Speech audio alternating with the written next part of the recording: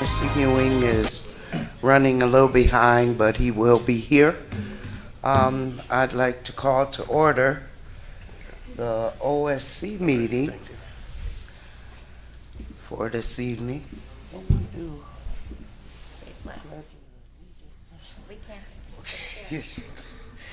Okay, and let's see. Ms. Lindbergh, could you lead us in the Pledge of Allegiance, please? I pledge allegiance to the flag of the United States of America and to the republic for which it stands, one nation, under God, indivisible, with liberty and justice for all. Thank you.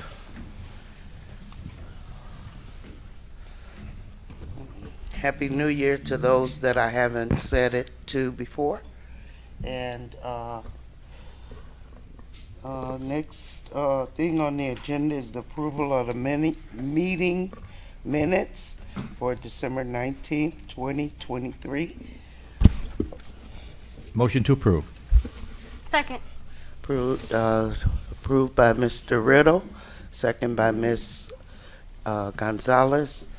All in favor? Aye. Aye. Nay? All right, meeting minutes are passed, and we're going to move down to our information items, and I will turn it over to Mr. Moten. Thank you, Ms. Hannah. Superintendent, board members, staff, community members. We have 3 information items for you this evening. We do have staff in the room who can help answer any specific questions. So I'd like to highlight these items. If there are any questions, please ask. The first item is North Elementary School folding chair purchase as well as racks. Go ahead. I'd like to, Ms. Lindsay entered the meeting at 6:06 p.m. Thank you, Ms. Hannah. So the administration, North Elementary administration, is requesting the purchase of folding chairs and racks for their school purposes. Are there any questions? Sounds good. All right. The next agenda item is the Navigate 360 software comprehensive school threat assessment guide. Currently, Navigate 360, the district does work with for trainings for our suicide prevention as well as our crisis intervention and safety teams. This is a 3-year contract from February 1, 2024 to January 31st, 2027. Total contract value of $114,840. And over the 3 years, annually it is $36,830 with a one-time implementation fee of $4,350. We have several attachments on the agenda for you to review, including the sole source language as well as a PowerPoint highlighting this item.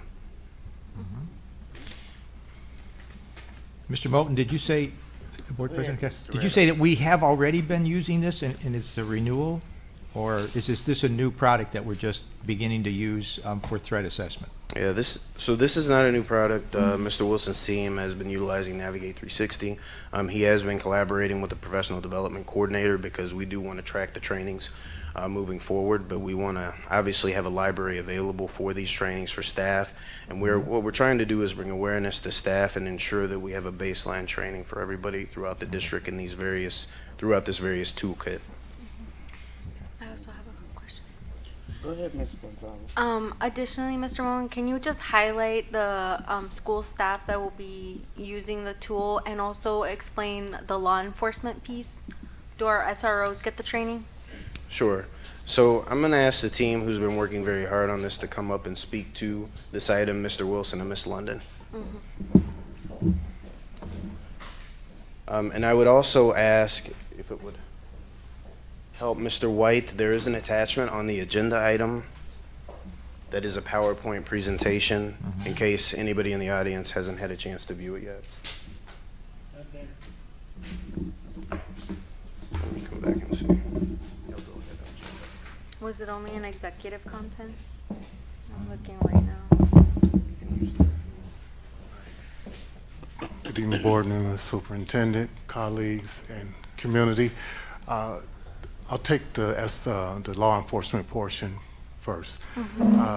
Illinois state law says we have to have a law enforcement officer on our threat team, assessment team. So that portion would be able to give that person the training. As far as the usage, it will be all the members of the threat assessment team, and then Ms. London can speak to the case. Good evening, sorry, a little shorty. Okay, so it would be individuals that hold a type 73. So that would be school social workers, school counselors, and school psychologists that would be able to access this. They will get trained on how to use the format, and then it's provided for them a more streamlined threat assessment tool along with the law enforcement piece, so we'll make sure that we can use it on a individual building basis and also a district level threat assessment team basis. So it has both components in it that would allow for us to utilize that system. So, and we can keep the information involved in it, we can still keep it confidential. Okay. And so, Ms. London, this is not for our safety staff. No, ma'am. This is for threat assessments. So this would be those mental health threat assessments that the social work psychs and counselors do on a regular basis as needed. So this would help provide a more streamlined basis, and then we can use that data to see if we're going up, down, if it's staying the same, if we need education in different areas, provide for either teachers and or staff. So we can use all of the information that we get from this system to help us make better choices. And it's not for teachers as well. We will not be having teachers utilize that component. Any other questions? Just maybe if you could explain briefly, how does a typical threat assessment work? I think you've done this once before, but you've got a child, for instance, that's maybe caught calling in a bomb threat, or you've got somebody alerting you that somebody thinks one of the staff, one of the students is possibly considering harming themselves. How does that threat attack take place? Do you get a call and then you pull the team together? Do they then go through this? If they don't have data on this student already, they haven't had any previous, are they using this assessment tool still, or do they use this as they build, information on a student? Now, if you could just give us a brief on how that so works. it's a couple of components. You have a building level threat that can happen. If it requires that it needs my assistance, yes, I can send people from my team to help assist. It's just depending on how high the level is, or if Right. there's no one available to do the threat assessment. Threat assessment is on a continuum, so you can have something as small as a student might say, I might want to harm myself, or you might have something to the extent of a building level threat of a, that kind of bomb threat or something to that nature. So this would allow for us to do it on that spectrum.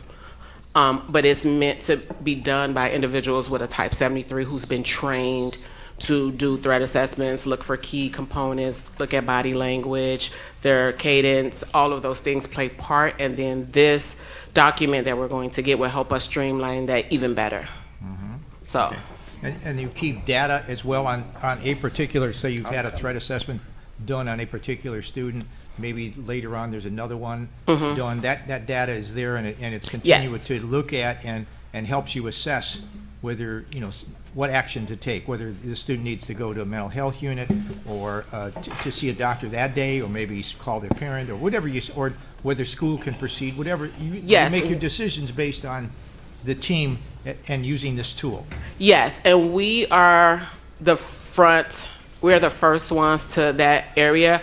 What we do is if a child needs a thorough threat assessment, we call in individuals who are specialized in that, and that can be SAS, that can be their general practitioner or their private insurance carrier. So we are the first line, and then we call someone else to help make sure, because we're not supposed to be making those kind of diagnoses. We call the people who do. So that's our job within that time frame. And would you say that we've incurred more of these threat assessments in recent years because Yes, we of have. what's happened? Yes. Yes, we have. Okay. thank But you. we are excited about having that because it allows for us to be on top of helping our students who need that help. So, yes. Okay. Thank Yes, you. Mr. McBride. Oh, I'm sorry.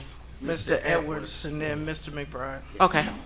I'm curious to know, once again, we're doing a lot of training. We're paying for a lot of these things. And as I'm listening, you guys talk, saying that you guys are the front line defense. I'm trying to understand that, right? That you guys are saying you front line defense, but you guys are in Lincoln Center. The students are there with the teachers. So why wouldn't it make sense for us or you guys with the type 73s or whatever this is, be using this system to teach our kids? This is just like the conferences we go on to. And we go get this training and we don't come back and teach the teachers or the staff, the safety, the security. Those are the frontline defense. When the kids are saying that they're going to hurt themselves, them is the first ones they tell it to. So what I'm simply saying is, you guys are getting this training, but the real frontline defense is not. And so the time that it takes for them to contact y'all and for y'all to get there to assess the situation, do you realize how much time we have lost with that child? One day, y'all, we ain't gonna have the time. Mr. Evans, I'd like to speak to that. So this program, the reason we got this program is we're going to roll out a threat assessment team at every building level. That's why we're having this program. That threat assessment team will have access to this. Any safety officer, any teacher, any parent, anyone who thinks that a kid is a threat can report that to this team. They'll do the preliminary work. If they designate that it needs to go to the district level, then the district level threat assessment team Yes, I will can hear it. I evaluate can this. interject. So That's Sean. that's Sean. If This you is our allow vendor. me. Go ahead, Sean. Okay, Sean, go ahead. Yes. Hey, good evening, everybody. So I just want to kind of tell you a little bit about what is being brought to the table. So I did hear someone say that the teachers need the training too. Well, within this bundle that they're getting, the teachers are getting trained as well. I want to emphasize that. So it's not only just the threat assessment team, which ultimately has to do the threat assessments, but teachers are also a part of this training with CSTAG for school staff. So what's nice about the training is not only will the threat assessment teams get the training, but also we'll be able to roll it out to the teachers as well. And their training is not going to be as extensive as the threat assessment team. Their training is about an hour.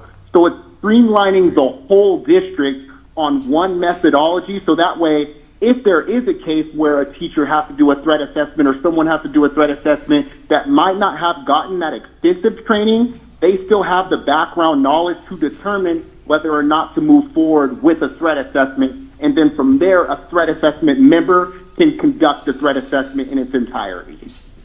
So I just wanted to kind of make sure that that was said, because that is also on the order form, as well as CSTAG for school staff, which is available for all teachers and support staff.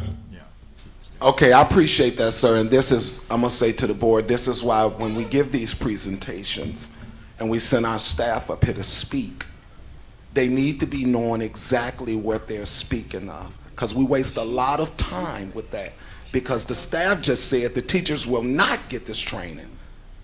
And then I get this gentleman on the phone and he tell me something totally different, y'all. And so too, what you guys are saying as far as the community and the community being able to access this. Well, right now, we all know, and we have to be honest with ourselves, that communication has always been a problem within this district. The community do not know how to access the systems that we have now. And I come to these meetings and I'm asking, can we have town halls? Can we have educationals? Can y'all come in these spaces? Can I help promote so that we can teach the community how to do these things? So yet again, we're creating yet another system, and we expect the community to know how to do this when they don't even know how to use the systems that we already have into place. So what I'm saying to you guys is, when we are creating the systems, when we are spending this type of money on this type of training, let's make sure we're getting our dollars worth. Let's make sure that everybody be able to use this training since it's already paid for, and we're giving people or allowing people to train. Because we keep on throwing around type 75s and type 73s, and I can go down a list of staff members that are not qualified and they are in the positions that they're in. So please, let's stop using that as this would be for them. Let's make this be for everybody. Thank you. Tasha, Yes, of course. can you just give an overview of what the threat assessment team, what is their function, right? Their roles and responsibility in the school, because I think that may be the gap of we're assuming that people understand what that is and what that looks like in the school and how that works for us. Okay, so every school building has a threat assessment team that is consistent of a social worker, a psych, or a counselor. Every school building has that. I also have a team that comprises of those individuals if there is additional help needed or if there's no one in the building that can support the threat assessment at that time. So they call me. I have a team of individuals. If no one can go, then I can go. So it's that is something we already have in place, and only those individuals are allowed to do a threat assessment. They are trained, they go to college, grad school to learn how to do threat assessments. And it's more of a screener where they initially start off, where we will call additional people who have that base, because that's not what school social work psychs and counselors do. We have to call in appropriate people to do that further assessment to let them know if they are okay to go home, if they need to go to the hospital, or if they need to go somewhere else. So we do have building level threat assessments in all of our buildings. So there's a social worker or a counselor or a psych or all assigned to each building. So they do those individually in their building first. I can help and assist with those as they need it. And also for big crisis, if there's something that happens, unfortunately, if a teacher passes or a student passes, I have a team that we go into the building and make sure that we support those individuals, not only the students, but the staff as well, because everyone is affected by that. Mr. McBride. Well, when I first started listening to the presentation, And I can come in whenever, too. Okay. We have on, We go to Mr. McBride. we have on the phone call Sean Day, who is the vendor for Navigate 360, yeah.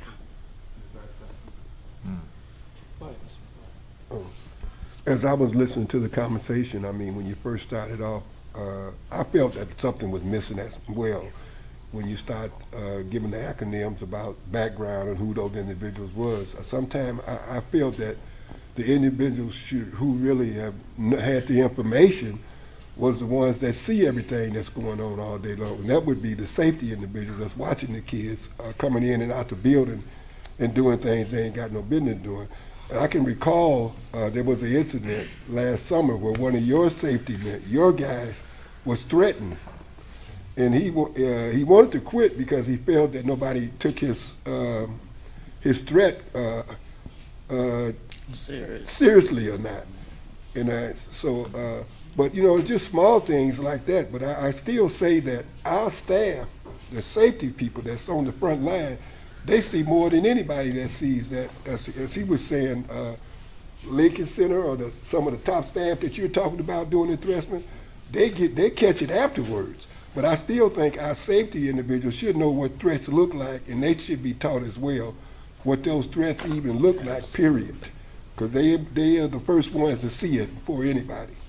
Yes, and we make sure that we train safety and teachers that if they see something, say something, but those individuals are specialized in doing threat assessments, and we want to make sure that we allow the people who are trained to and can see and know the terminology and know what they're looking for to ensure that we're providing that student all the support that they need. So we're not saying that safety or teachers can't notice or they're not coming to them. We want them to. We actually encourage that behavior. We want the students to, hey, that person who you trust, please go talk to them.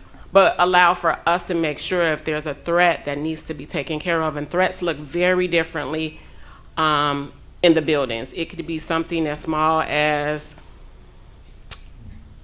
I'm hurt, I fell, I'm gonna hurt somebody else because they pushed me. We investigate all threats. We take all of them very seriously. So the best way we know how to do that is to make sure we're mainstreaming how we are looking at that and how we're gonna make sure that we're helping our students.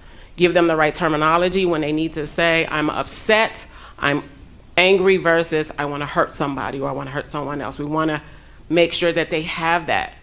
And social work psychs and counselors are trained to do that. So we're not excluding anyone. So I do apologize if it came across like that. That's not what I meant. I wanted to make sure that we know that the people who are certified to do them threat assessments are doing those and are the social work psychs and counselors. Yes, ma'am. Thank you. So I think the issue that we have, and to Mr. Edwards' point, is that we aren't using shared language to talk about these things. So when we're saying type 73 and that's specialized training, we may know what that is, but we have community members that don't know what that means, right? So I think it's important, let's go ahead and just say, what a type 73 is. And to Mr. McBride's point, when someone reports an issue and they feel like it's not being taken seriously enough, what actions does that staff member or that student or that family member then take if their point of contact to them seemingly brushes it off? Okay, so hopefully Yeah. no one is brushing off threat assessments. But if a student or a staff member or a parent or community member feel like they have not been addressed by that immediate supervisor, I would encourage them to go to the next level to ensure that they are being heard. I don't want any student or any staff or anyone to feel like they talked about a threat and no one addressed it. So that's our job, and this system will help mainstream that communication piece, the same language, and type 73s, once again, that is school social workers, school psychologists, and school counselors. Right. And So to I do that- apologize for not No, explaining you're it earlier. totally fine. I think with that, right, is there's a lot of training that goes into that with mental health. Yes, ma'am. And all of those pieces, right? It's Yes, not, ma'am. granted, there was also a miscommunication of teachers aren't receiving this training. They're not getting this in-depth 4 to 6 hour virtual course. They will Correct. get the 1 hour piece. Correct. So we just need to be clear in our messaging on what exactly we're talking about. Apologies. With the chain of command, just to reiterate, and please correct me if I'm off base, right? So it should be reported to a teacher, and then if that doesn't work out, you go to your principal. If that doesn't work out, it goes to area superintendent, and then I believe a deputy superintendent, and then the superintendent. Is that the trajectory that the community should be anticipating when you say the next level? Yes, if a threat assessment, so I just want to make sure clear with the student, if they're having a threat assessment, we're going to ensure that we keep confidentiality as much as we can in regards to that student. That's not going to be something that is public, and that's not something we're going to violate that student who might just be going through a crisis at the time. So we'll make sure that we keep that information, and the right people who need to know will know. But yes, that is the level in which it should go to teacher, then principal, then area, and then deputy. Yes. Perfect. Yes, thank you. Just want to make sure, because when we say they need to go through the chain of command, we're finding that a lot of community members don't know what that chain is. So to help better inform, if I could jump in here, Board Policy 4109 is a line of responsibility policy that talks about the chain of command and hierarchy when you need to take things to the next step, all the way up to the superintendent's office and ultimately the Board of Education. And so one other question, I'm sorry, Mr. Wester. Okay, I'm looking at, it says prevention training. So is that just for like student situations? Is that for active shooter situations? You know what I mean? Is this going to satisfy that? You know, if there's an active shooter, and Lord forbid there ever is one, or if there's something that is on a grander scale than one student in crisis. Ms. Hannah, we already have a plan for the active shooter training, and that's the ALICE program that we Yes. train on it, and we do the drills on that. This program, CSTAG, it will make sure that the entire district is following the same plan. I'll get you anyone that wants, I'll get you the guide that I have. I have one downstairs. I'll bring it upstairs so you guys can review it. You'll see the documentation. It ensures that the proper level of documentation is done, the interventions are being done. It's really good. I think when you see it and you look at the guide, you'll understand why I wanted to partner with Tasha. We're bringing this into it. And is any of this state mandated reporting? Yes. So we have to have a threat assessment team by the state, and we have to have one at every building. A report, I mean, to the state. For the Where- threat assessment? Yes. Yeah, there's documentation. Everything in there, all the reports, everything we need are in this book. And it keeps it, That I guess maybe I'm saying something you misunderstanding. We have to report When we threats. do a threat assessment, do we have to report it to the state? It honestly depends. So so if we had a active shooter, that's something definitely we will report anyway, because we would be working with the police department, and if there's any other outside agencies that we needed to work with, we'll make sure that we have that documentation.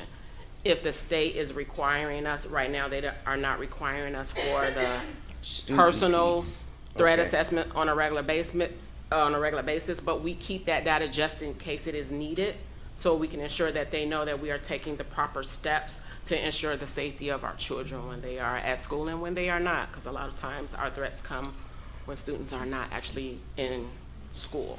So Thank you. we do have that data. We'll keep continuing to have that data, but the state is not saying, Tasha, how many threat assessments are you having right now? But I have that data if they do ask. I want to make sure I have it. What other question, Brad? So I got Mr. Edwards who had a hand, and I see Ms. Lindsay, then I'll come back to you, Mr. McBride. Go ahead, Mr. Edwards.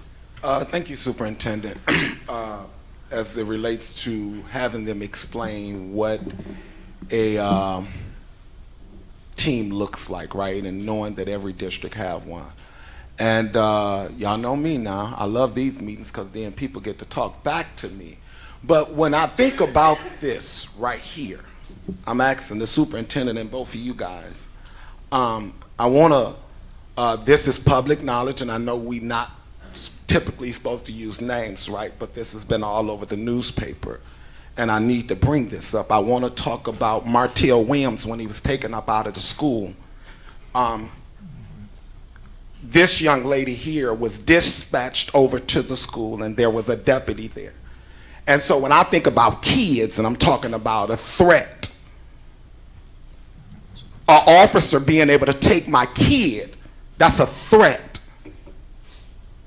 What system did we have in place then? And why was this young lady sent up over there? Did we have these qualifications? Was type 73s, type 75s notified? You know, who was there as an advocate for our children? I wanted to know, did security partner with her then at this point when we allowed the police to come in to take our child? Where was our school resource officer at? How much information do we know? Because again, y'all, we didn't talk about this. And this is part of the problem with all of these districts, that we sweep things up under the rug and we don't have real conversations about them, which no real answers never come out and nothing real ever happens. I hate to be a thorn, but I want somebody to talk to me tonight and explain this to me, because I'm watching, again, we finna pay some money for some training. What good is us spending this money on this training if the training is not helping our babies in these schools? Who helped Martell Williams? Miss London?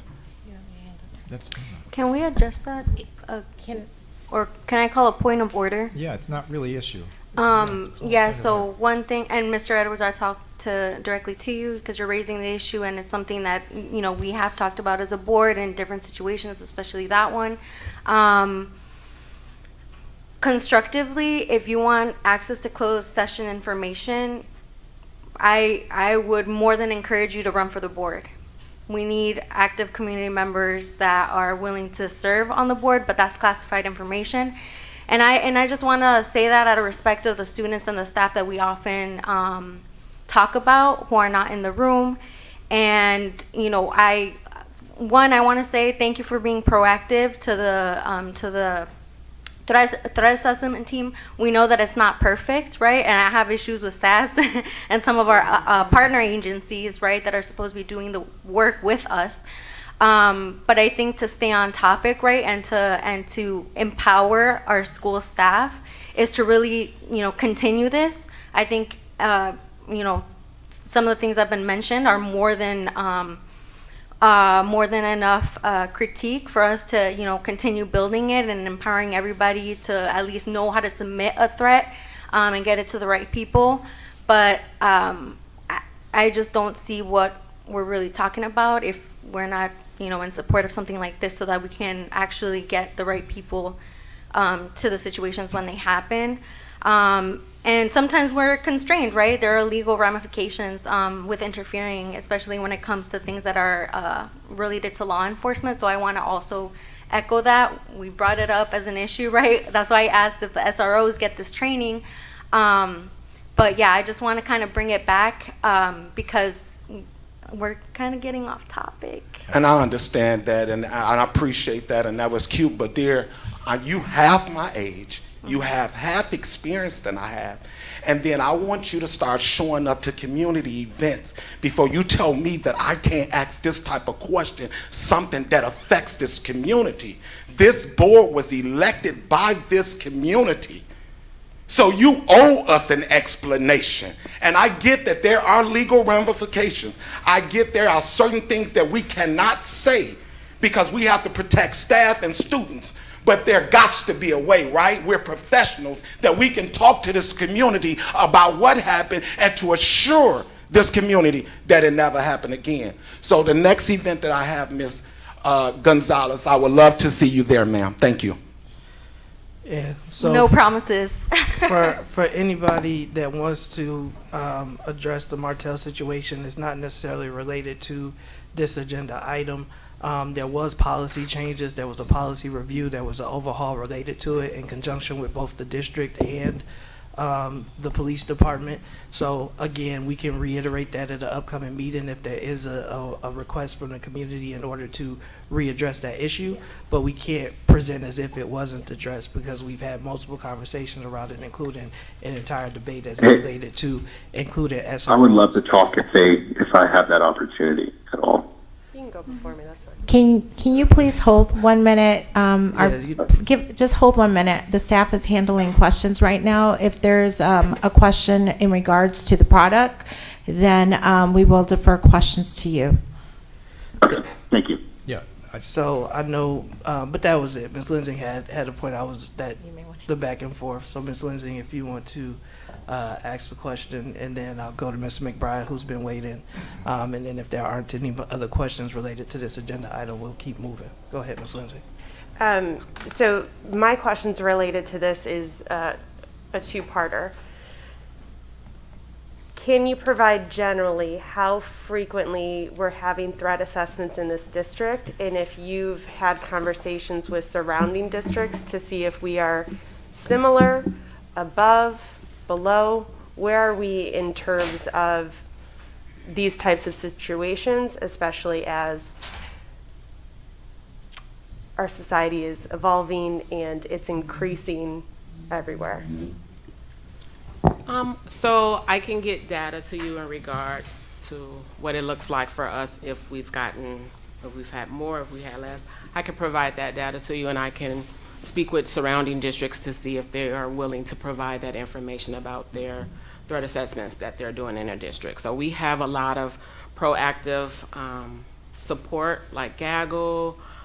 We also have the tip line. We have numerous amounts of things that we provide to our students, our staff, our community, our parents, to ensure that if they are struggling, they can use some of those avenues to help and reach out, and we'll provide that. So we do have those platforms in place which allow for individuals to use them, which is what we want, which means sometimes our number will increase because we're now providing a pre-service for them to ask us for help. And then also on the back of each student ID from 6th to 12th grade, they have access to resources. So if they are struggling in any way from school, from home life, mental illness, we provide them with resources that allow for them to either reach out to us or reach out to other resources for assistance. Yeah. So, but I'll have to get back to you with the data.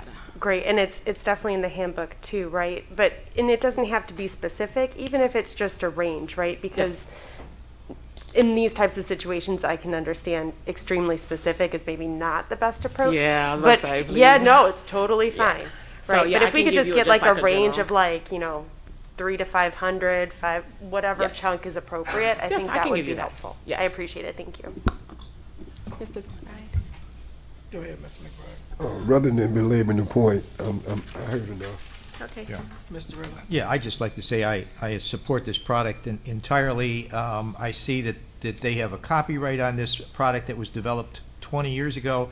That CSTAG stands for Comprehensive School Threat Assessment Guidelines, and the training looks really great. And I think our district, should continue with this product. Yeah. I support the product and certainly want it renewed and continue to involve our staff with it, because, as you said, these things are increasing. We want to keep our schools safe, and we want to keep our students safe. And that's exactly what the product does. It helps to identify, assess, and intervene on threats of violence to self or others, and that certainly is what we want and need in our school district. So let's continue with the product. I support it. Yes. Thank you. Thank Appreciate you.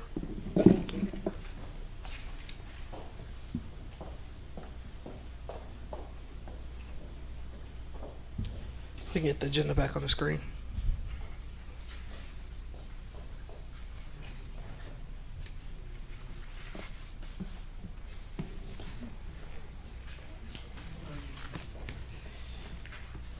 All right.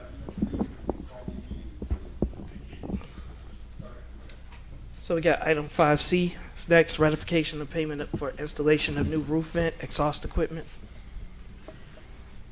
We can click on item C. The information is there. Are there any questions? Mrs. Becky? We can get the microphone for Mrs. Becky, please.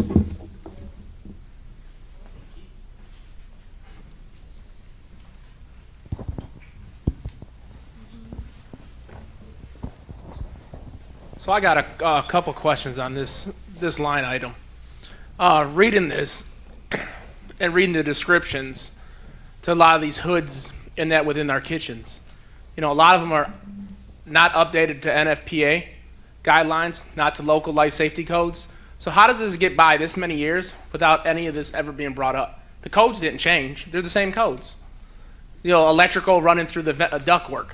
How does it get by? No access panel to clean the fan blades for access buildup. How does this stuff get by for this long and nobody ever noticed this? So after we hire contractors to do this work on this stuff, who checks it to make sure it's up to code and it's done correctly? Because obviously looking at this hasn't been correct in a long time. This is like, for example, the stuff at Juarez, and that school is not that old, and it says this stuff is reaching the life expectancy. So, it needs to be replaced in that. So, obviously, since it was put in, it was never up to code since it was put in. So, that's my question. Who goes and checks this stuff to make sure it actually meets NFPA requirements? That's how we have fires. Same thing when we had the gas leak over at Washington and SA. That gas can get into those parts, and that's when you have an explosion because you can't see it. You got to have access to be able to clean the fan blades and whatnot, and it even shows it right here. There's no access to even clean it. So that's my question. Out of all of our schools, who's actually going through and we do life safety checks, code compliance checks, and this work's done? Who's double checking it to make sure it was done correctly before we're paying out the money on the work? Because obviously it wasn't done correctly, and there's multiple schools in violation. And then my second question is, according to the quote... Mr. Sabecki, can we, in order not to confuse it, can we have them respond to the first question? Oh, yeah, go ahead. Mr. Moulton also addressed the function of role with that also. Yes. So thank you for the question, Mr. Sabecki. The Regional Office of Education does annual inspections for life safety deficiencies that the district corrects on an annual basis, and then we do a 10-year survey, which will be coming up here in the next 3 to 4 years. Avaris is an organization that does preventive maintenance on our kitchen equipment and the associated equipment within each kitchen. So for this particular item, we're talking about a ratification of payment for replacement of an exhaust vent at Miguel Warris and John Lewis Middle School. But within the attachments on the agenda item, there's also some maintenance deficiencies and corrections that were quoted separately that are under a maintenance line item that we look to correct. But we do appreciate the question because they do inspect those annually, and when we do get these deficiency reports, we have a maintenance budget item to correct them for maintenance. What we have on the agenda this evening isn't maintenance, it's actually equipment replacement at these two schools, the exhaust vents. All right, and I understand that. But obviously, when it lists that it's against NFPA, it doesn't meet the hood requirements. Don't meet the height requirements by code. Obviously, it was never checked. That stuff wasn't put in yesterday. That's what I'm talking about. Electrical running through ductwork, which is again against NFPA.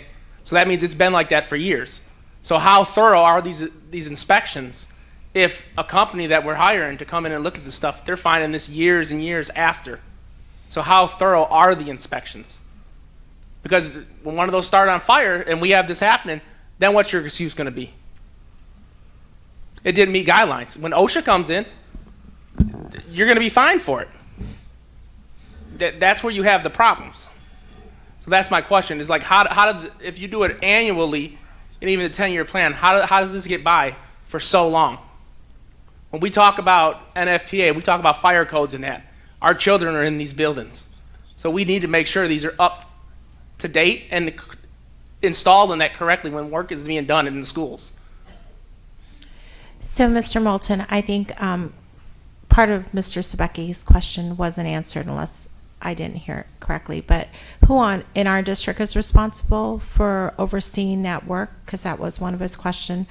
The second question, and I am going to state I'm not a construction specialist, but I do know that codes change, and I do know that some of our buildings are older. So have those codes changed over time? So when that was installed, was that up to code? And I'm just asking questions because I'm trying to get to the question that you're asking, Mr. Sebecki. And then if you can give a response to Mr. Sebecki's questions in regards to the safety of it. Yes, so Avaris contracts with our Child Nutrition and Transportation Department to do the annual inspections. I don't have the specific date at this point in time of the equipment within on these schools that we're requesting approval for replacement. But I would say this, and I always appreciate Mr. Sebecki and I talk quite a bit, is when we get these reports for deficiencies in maintenance, we address them when we get them. Codes do change over time, and we do have equipment based on the age of our buildings. In some instances that what we may call grandfathered in, or the code may not apply unless we make a change, a physical change.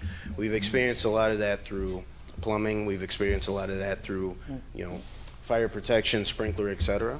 Happy to have a conversation with you about this further, but this is inspection dated November of 2023. We're addressing it.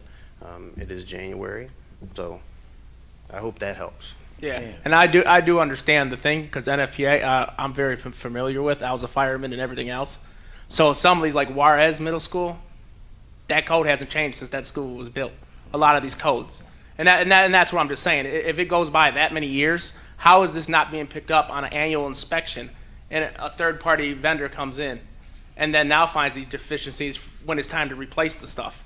This should have been picked up a long time ago. It's like the hood requirement. That code was the same too. It's supposed to be, 18 inches or whatever? I don't know what the height of the hood is, as it is now. But that's what I'm saying. It's like, if we're spending this money and we're having contractors in any of our buildings come in, this stuff needs to be double checked before we're paying out for the completed work. Because if it wasn't done right, it needs to be done right. All right, second question, Mr. Becky.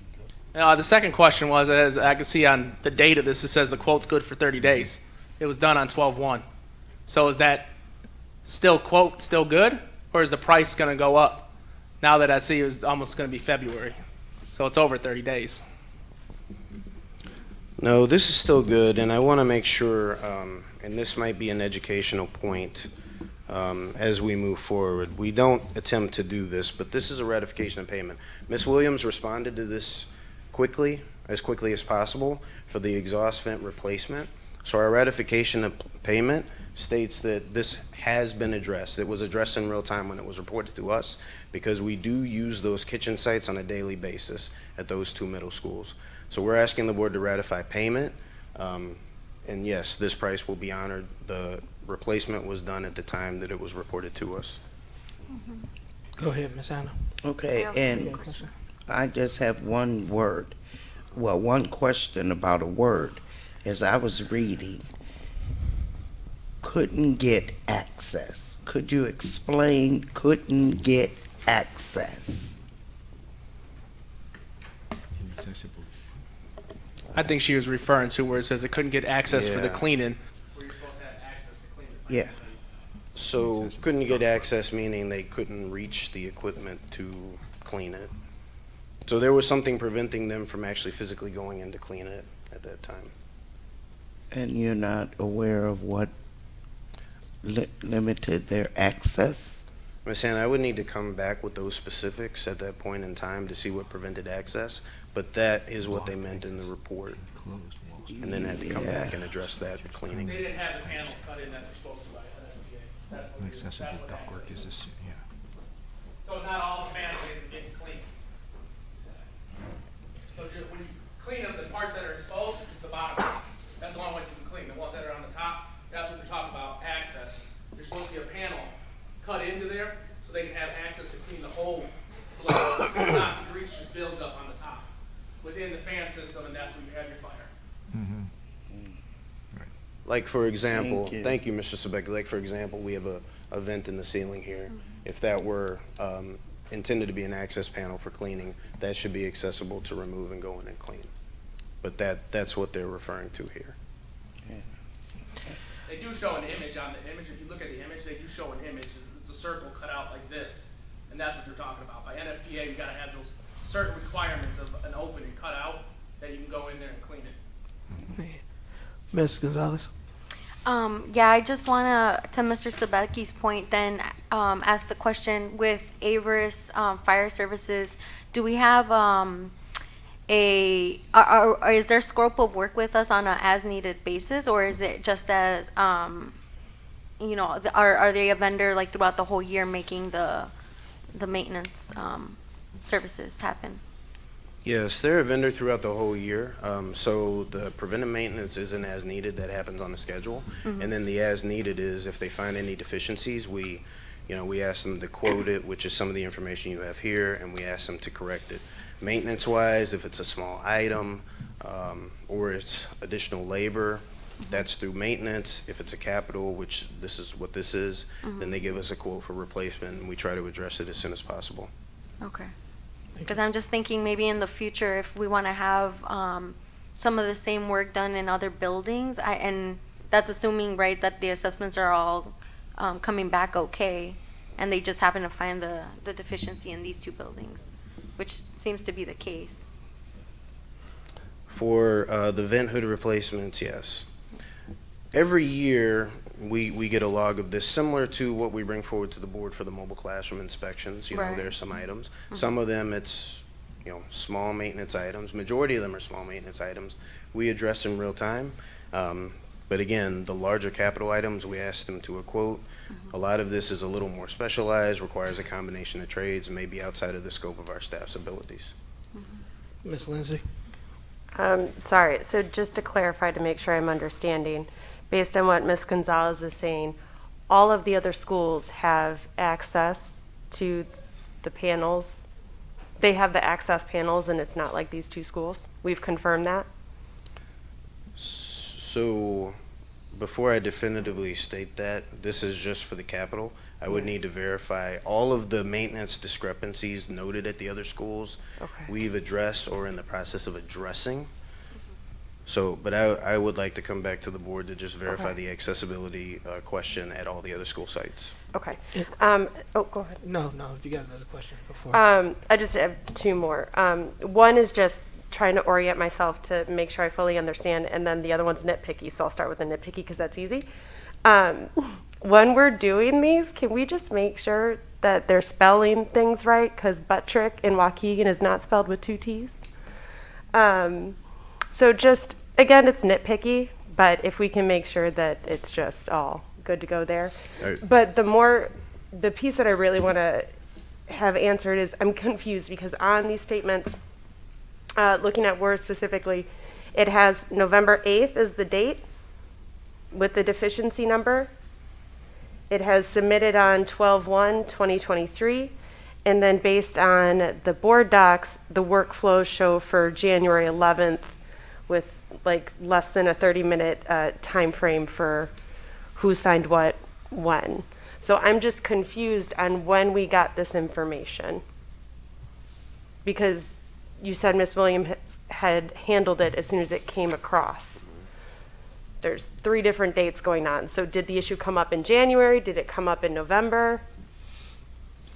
Yes, so it came up in November, it was addressed in November, signed on December 1, and then brought forward, I believe, you're mentioning board docs, it might be the date. Workflow, it has like workflow January 11th, submitted by, and then approved by. Yeah, that might be our internal approval process for payment. For the ratification January, piece. No, January 11th. Not ratification. When you are submitting something through board docs, I don't know if that typically shows. It's a Okay, requisition. it does, that's why I was confused. I was like, what's So going I on with noticed this? it too, is if you Okay. see it in a draft form, let's say if I want to put something on an agenda, Yeah. it just showed in order for them to meet today's timeline, she put it on January 11th. Okay, so that has And, nothing to do with this. and Okay, perfect. That makes me, because I don't see it in I- draft form, so that is definitely I helpful. apologize, I misunderstood your question. Yes, it was initially in draft. You answered it, so Yeah. there Yeah. were multiple Okay. dates, but that is why it's 2 separate dates. Yeah, 2 separate. Thank you, Okay, Deputy thank you. Moulton.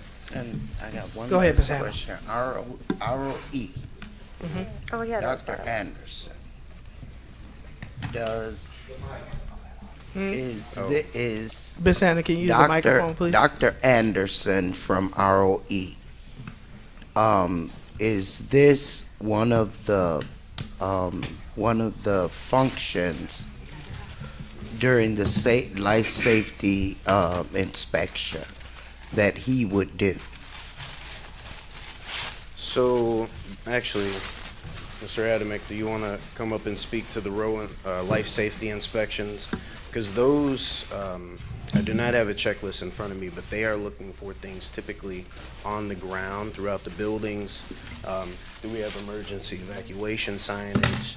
Right. Fire extinguishers? Is everything properly labeled, et cetera? Right. But I would like Mr. Adamick to speak, because he did, as this being his first year in district, he did walk with the regional office on some of those building inspections. Good evening, everyone. Good evening. So when we walked around with it, Ed Garber actually was our ROE inspector that walked through with us this year as well as last. Dr. Anderson retired. Retired, okay. So Ed Garber is our inspector for our district, and he inspected all the sites. So he has the checklist as doctor for all the sites. And there's a lot of things on there that the inspector sees and we don't see on our side when we're walking through of like what they're checking on their list. So a lot of times they'll go to a deficiency and they'll look and then they'll make a note. So in this case, in all the hoods, he checked to make sure that they were cleaned and that there was a sticker on there that it was inspected and it was up to date. So to Mr. Savecki's point, he did not go up under the hood, check electrical, or do that kind of thorough check. He just checked to see if the inspection was done on each of the sites that had a hood that needed to be cleaned or inspected. So we cover a lot of ground, and so that's how he inspected those hoods on these cases, on this inspections. And so what is the plan going forward to make sure that accessibility to these fans, parts that need to be cleaned, maintenance, what is there a plan so that could be done? So as Mr. Sabecki said, it won't happen over time, for a long period of time. So Alicia covers taking care of the hoods, so that's not one thing that I'm normally responsible for because that's part of the food service. Department, they manage the cleaning the hoods and the maintenance of it. That's not something that's out of the operations department. We do interact with them if there was a electrical issue that needed or a GFI or something needed to be put in that was reported in deficiency. That's where we would step in and take care of it. But to your specific point about the accessibility panels, that would be something that would be with Alicia and the contractor for them to take care of. That would not be something that operations probably would do at this point.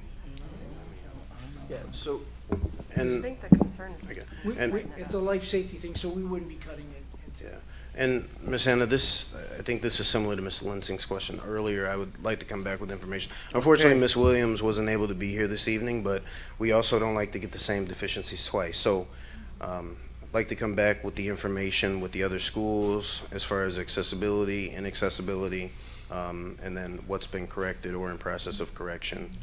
And going forward. Yes, ma'am. But, and I just By the contractor. And just clarification, and then I see you, Mr. Edwards. That's what Avarice is looking for, though, right? Is when they're doing their assessments, they're going to the buildings and looking for these type of items. And as you mentioned, when things are reported, especially like this, if it's serious, it's replaced immediately. And that's why this is retroactive. Am I misunderstanding that? No, you're correct, Mr. Ewing. Mr. Edwards. I have two questions. LeBaron, you said 10-year survey. What is the 10-year survey? Yeah, so there's a 10-year decennial life safety survey. The last time the district went through it was the 2015-2016 school year. That's above and beyond the annual inspection that's done by the Regional Office of Education. We're taking a comprehensive look at all facilities.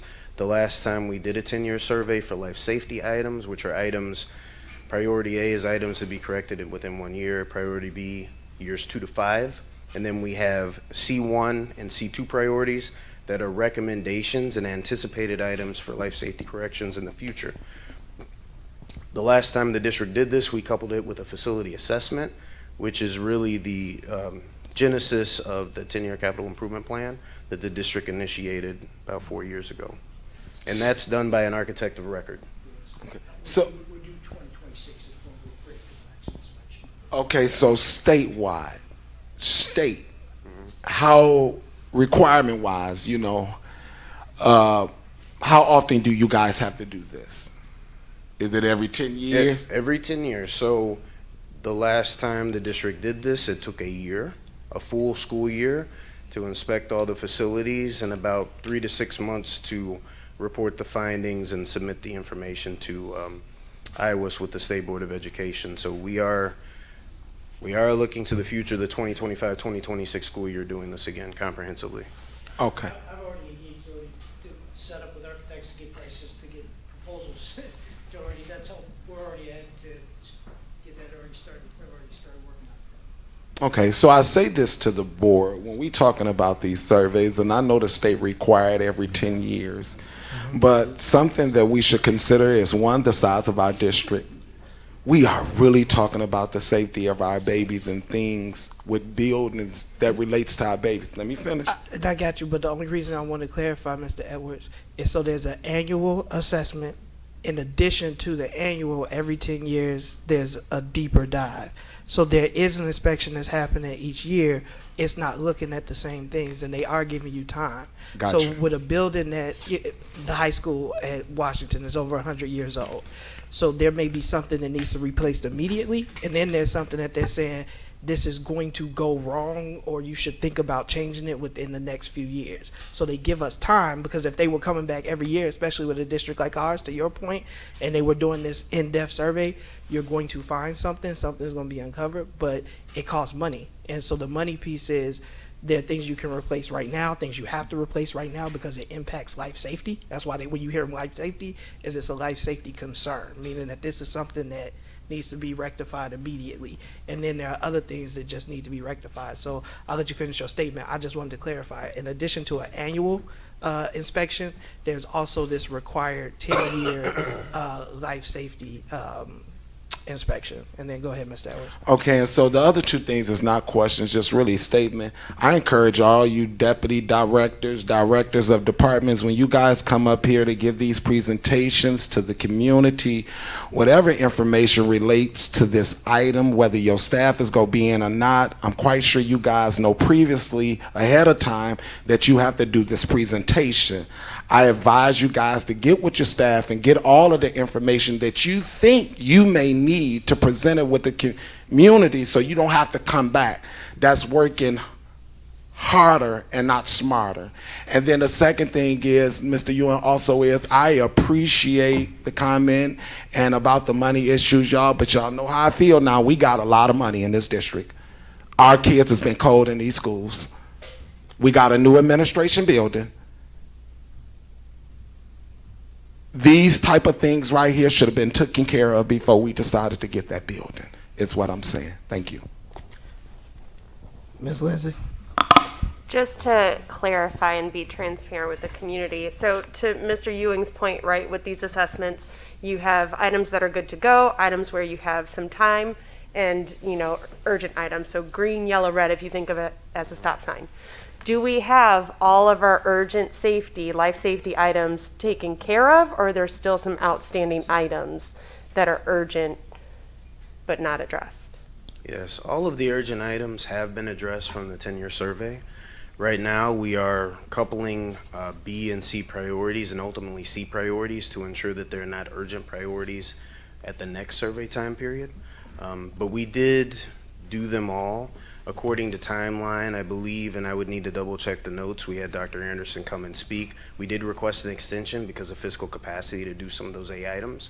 And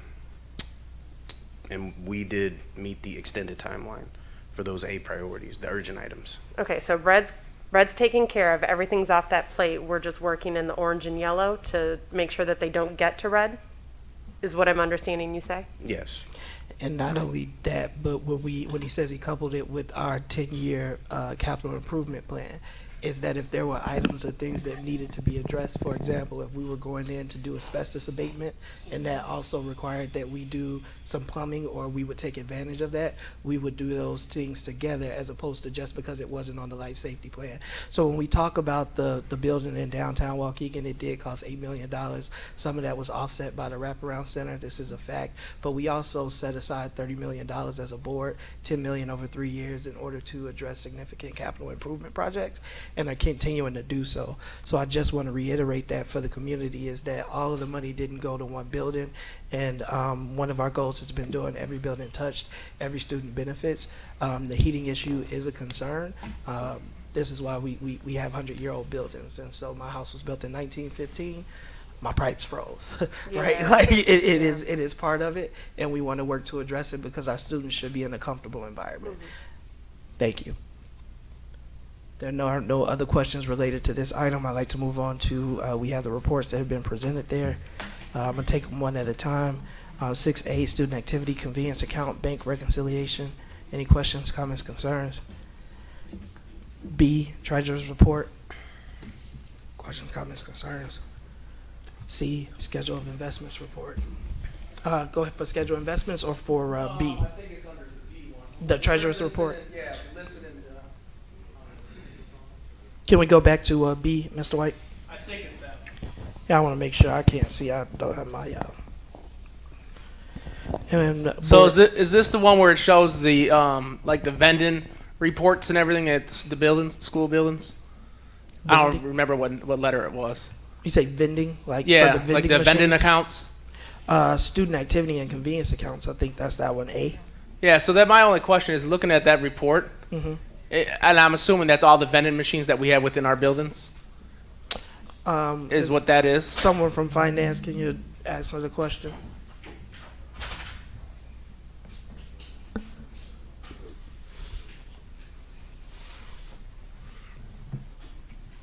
So while we're waiting to get that answered, if that's what it means, looking at that report, because I see welcome centers on there for vending, for the vending report, but I don't see nothing for Lincoln Center. I know Lincoln Center has vending machines, so we should have an account for Lincoln Center also. That should be tracked. There's not one on there, on the report or under the Lincoln Center at all. But there is the welcome center, so it's not just the school buildings that's on there. It also has the welcome center on there, and it should be any building with the vending machine. Those accounts should be all accounted for, but there's nothing for Lincoln Center. And I know there's quite a few vending machines within this building.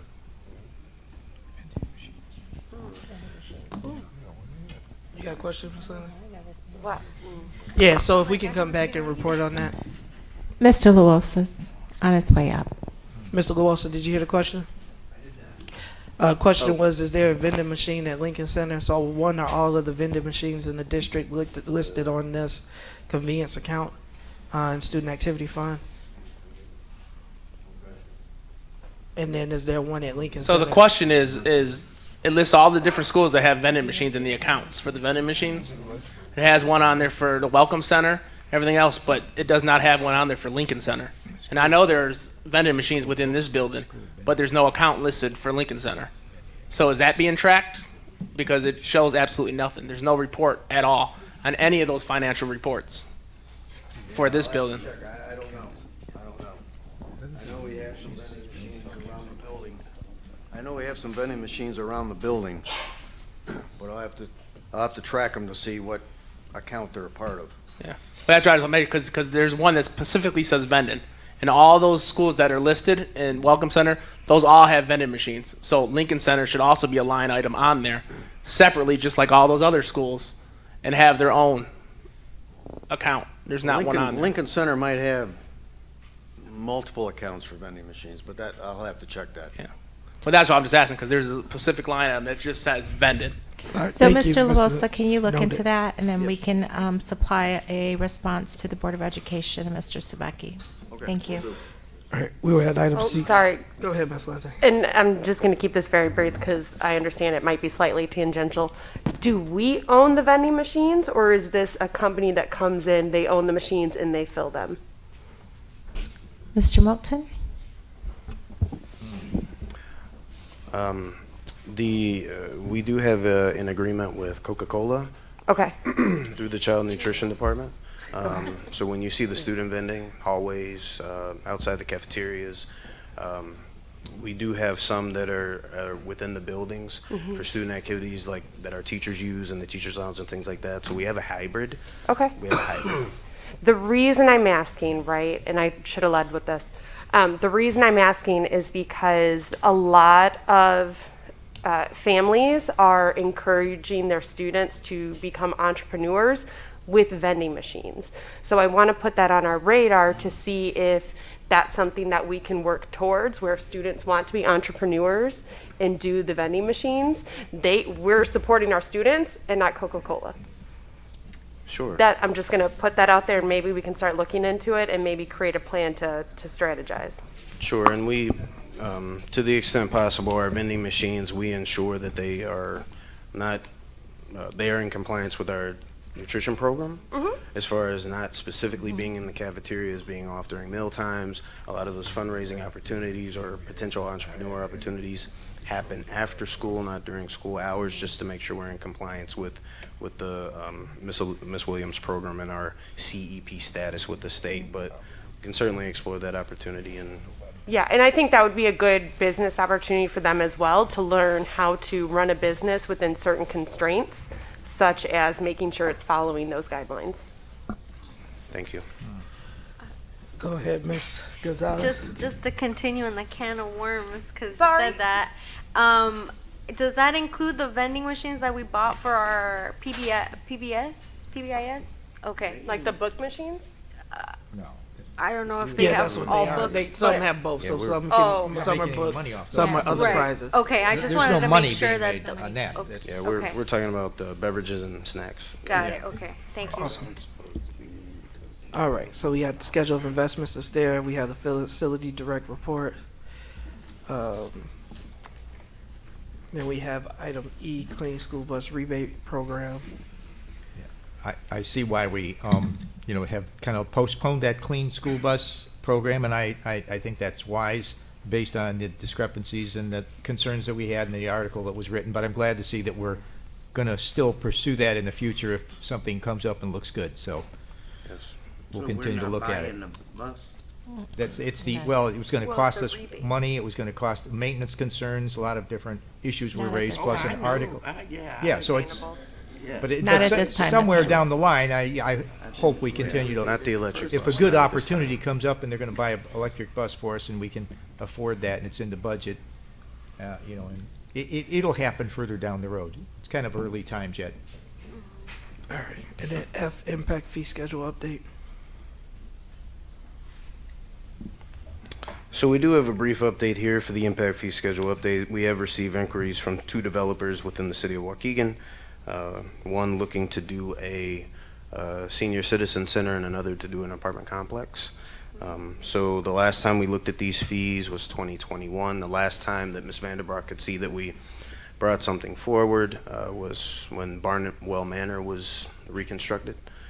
So we are assessing this, and we'll bring forward a recommendation at the next board meeting. Did we receive any impact dollars?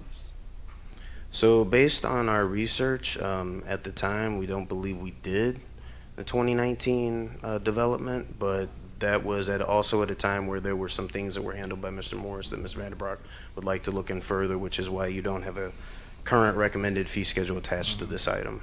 Yeah, because I'm very high, I have a high interest in the impact fees. And to echo Ms. Hannah's point, it's interest. It's also good to know that construction is happening in Waukegan. And so, very briefly, to, I guess, honor Mr. Edwards' request, just less than, a couple sentences, what are impact fees and why do we get them? Sure. So when we have new developments here in the city, the district is entitled to impact fees, and the last time we did a fee schedule was 2021. The Board of Education also has the opportunity to waive the fees if they see fit. The 2021 fees, I do have a copy of the previous schedule here. If we were to use the 2021 schedule with these inquiries we received, it would be $15 per unit for an apartment unit, for a total of $1,470 in impact fee. The developments that we're looking at are, again, assisted living, senior citizen center, 98 units, and the other one did not specify the units, but it was at a prominent location within the city of Waukegan that could house multiple apartment units, general apartment units. So new development, again, Barnwell Manor was the last time this came up. I believe that we're still trying to determine the amount of fees assessed at that time and collected through the legal office, but that is what an impact fee is. New development with new residents within the city of Waukegan. Yeah, I'm aware, and I'm going to say, hopefully with the concurrence of the board, that we look at the current amount that we are charging in terms of for impact fees, and because of inflation and because of everything else, okay, we need to reassess that and maybe increase that required amount for 2020. I support that idea as 2024. well, with the exception that we'd want to consider an exception for senior housing Yes, and assisted care, and I was, because thank the city would love to see more seniors living in our city and assisted care homes as well. Right. So those things are needed. And I Yeah. know that there is plans by the old St. Therese Hospital. I know Therese they're going to be Hospital. building some, A senior. yeah, Yeah. some housing as well for the behavior hospital to transition in. So we wouldn't like to see those developments killed. They're getting some federal money for that. So those, you'd want to make some exception for seniors and assisted living or transitional type of housing like that, where you're not going to have kids in it. Right, and thank you, Mr. Riddle, because I was going to say that we wouldn't assess impact fees for a senior building because there's no kids going to come out of that. Thank you. Ms. Gonzalez? I guess to that point, my question was, is the impact fee that we charge dependent on the type of development, or just the fact that it's a new development and based on the units? So new development units, and then the anticipated, it is broken out by age range, Okay. pre-K up to 12th grade, and it's kind of grouped K5, 6, 8, 9, 12. So it is anticipated the households for, in this case, apartments or residents for students within those age ranges. Okay. Thank you. With that, I would like a... Excuse me, Mr. Ewing, I apologize to interrupt. I did want to mention something verbally, briefly. The information we received after the agenda was published regarding a facility waiver request for the Fiestas Patrias parade. As the board knows, we do have a new FMX manager, but we just recently received this information, and I did want to bring it to your attention. September 18th, 2024, they would like to request, as they have in the past, the use of Miguel Juarez, Robert Abbott, and in addition to that, Washington campus parking lot to store floats and equipment for the parade from 10 a.m. to 3 p.m. at a value of $450. We've identified this as a classification 3 event rental, and this would be consistent with what we've done in prior years. So the event is September 18th. We do have that request, but we just recently received it today. And you One guys are parade. recommending that we approve? We're recommending the approval as we've done in the past, and we'll bring all the insurance documentation and forms forward at the time we ask the board to take action. And and the only reason I ask is not to call out the name, but actually I won't. What I will say is I appreciate the timeliness with which it's being submitted for this year, and so I will be happy to support and honor it. But one parade, one. Well, who knows? That's, Yeah, that's not up to us to that's not up decide. to us, so that's- We've been presented with the parade on September 18th. Go ahead, Mr. One day. Yeah. Okay. Off the parade a second, but onto the same facility direct, waiver fees. I didn't see a Lake County Community Concert on here, and I was a little curious about that. I know that they did move one of their concerts out of the Trapp Auditorium, but I thought they did have one in, it said this report runs from July through December. We are billing them, correct? I know they're paying fees. They have been charged fees, the County Community Concert Association, but I don't see them on this particular thing. Maybe they had prepaid the fees or something, and maybe they didn't have a concert, like I said. I thought they did, though, between July and December, that there was a concert back in the Trapp. Maybe you could just check on it and see, just to make sure. I know at one point, there was some years back, we forgot to bill them for some concerts. And they pay quite a bit to us for it. They just have a partial fee waiver. We'll definitely check that, Mr. Riddle. This is our first report generated from FMX and our new specialist, so we will definitely confirm that. Okay. This was from the first semester, and this is everything we had missed. But we'll confirm that and bring that back to ensure that that's captured. They may not. Or, I'm sorry, July to December, the first 6 months of our fiscal year. This year, because I knew they moved one of them out. There was a conflict in dates, and they had it out at CLC. But No I think that's where the last one was. In we- fact, I went to it. It was out in CLC, so maybe that. In any event they didn't have in our They facility, didn't we have it didn't in our charge facility. them. You're right, that because there was a conflict in dates, they went out there. The next one will be back here. But we'll confirm. Okay. But if they didn't have it in our facility, we You didn't wouldn't charge charge them. them, right. But I'll confirm and Right, get back. right. Okay, And- thanks. And while you standing up there, Mr. Moulton, do we got heat in this building? Yes, ma'am. Is it on? The heater? Yes, ma'am. It's You on? wanna crank it up? What's that? Oh. What are you, cold to heat?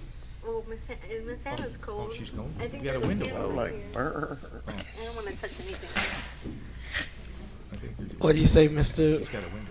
What do you say, Mr. Moulton? Old buildings? Yeah, it is on, Miss Hannah. Yeah. There's also a window There's a open in the window Yeah, back. open. y'all Too. got You that might window open over there. It's 0 below 0. Some people say they hot, Miss Hannah. I'm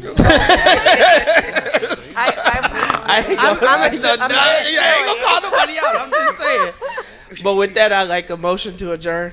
So moved. Motion by Mr. Riddle, second by Ms. Gonzalez. All in favor signify with aye. Aye. Any opposed, nay. If we can take a break, we'll meet back at 7:30.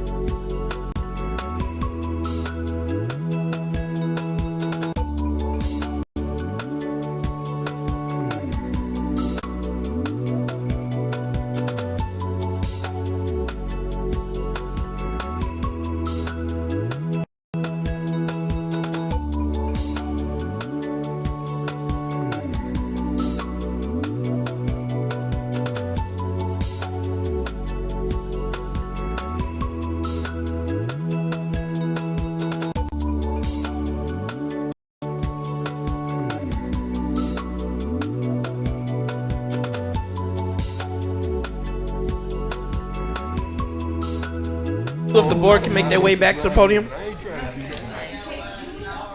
is mine, but that's mine.